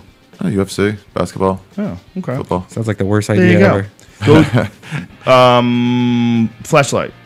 Done. Onnit.com. Done. Entering the code name Rogan. It's 10% off from now on every order. It's not just your first order at onnit.com. It's every order. Okay? Hey, man, you need more science behind it. Double-blind placebos. Studies on the way. Okay, we're working on it. We're doing everything we're supposed to do. Hey, man, did you know that Steve Novella criticized your scientific report? Yep. We corrected everything that he critiqued, and we actually hired a scientific advisor. We're doing all the right things, people. Really? Yes. We're doing all the right things. We're trying to keep it together. It's all for the positive. It's all for you. This whole thing's for you. It's for you. It's for me. Because we are all one. And as we grow, you grow with us. You are not the you that you used to be. You are the accumulation of all your life's experiences. And from now on, be the best person you possibly can be. The funniest, the coolest. Have your shit together. Be the hero in your own story. This should be an ad for the Marines. Should be a fucking recruiting agent. I'm gonna start my own Marines. Yeah. Someday. We're gonna start a cult. We're gonna start one. We're definitely gonna start a compound. You want to build a house? I'm thinking of no bullshit. I'm thinking of buying a giant chunk of land near a lake, and we all build houses there. Just build houses like Amish people. Yeah. Well, listen, man. The land. Time. I will buy the land. Yeah. So we'll own the land, and then allow all my friends to come and build houses. Up houses. Let's just have some badass houses on this piece of property. On a lake. Yeah. Does that not sound like a good idea? And if we hear the incoming soon, we're like, hey, you want to go over there and do it? I would be willing to do Fear Factor for one more season just for the money for that. I think it's a good idea. You're willing to do Fear Factor anyway for one more season. I would have kept going. I would have kept going. That's why I'm glad it ended. A terrible bargaining position. This fucking podcast is over. Support Ari Shaffir by going to arithegreat.com and by subscribing to his podcast, which is Ari Shaffir's Skeptic Tank, which is only available on iTunes and arithegreat.com. And Stitcher. Yeah. And do you have the raw MP3 available on your website? Yeah, so that's like if my someone website. has a fucking Zune or something, they can download it. Oh yeah, you can just hit a link for it. Yeah, you don't have to be like, it doesn't have. Yeah, you don't have to go to iTunes or any of those things. Look at that, beautiful. Come on, folks, it can't get any nicer and smoother and easier. When are you going to do a fucking visual version of it like this for UStream? We're doing that for the sports podcast. Oh, but we're not going to do it for, and that's going to be called Punch Drunk. It's coming in a week. Didn't you have a really good one recently when you interviewed a hooker? Interviewed a hooker was really good. I heard a lot of good stuff about that. 2 Holocaust survivors was really good. Ooh, what is the what episode is the hooker? 40. It's like 2 or 3 ago. Folks, tomorrow night we'll see you at the Ice House in Pasadena. What time's the showtime, Brian? 10 o'clock show. Podcast starts at 9 at ustream.tv. Ari will be there. I'm pretty sure. Maybe Arch Barker will come. He's hilarious. Yeah, I would love to have him come. All right, this fucking show's over. Good night. We love you.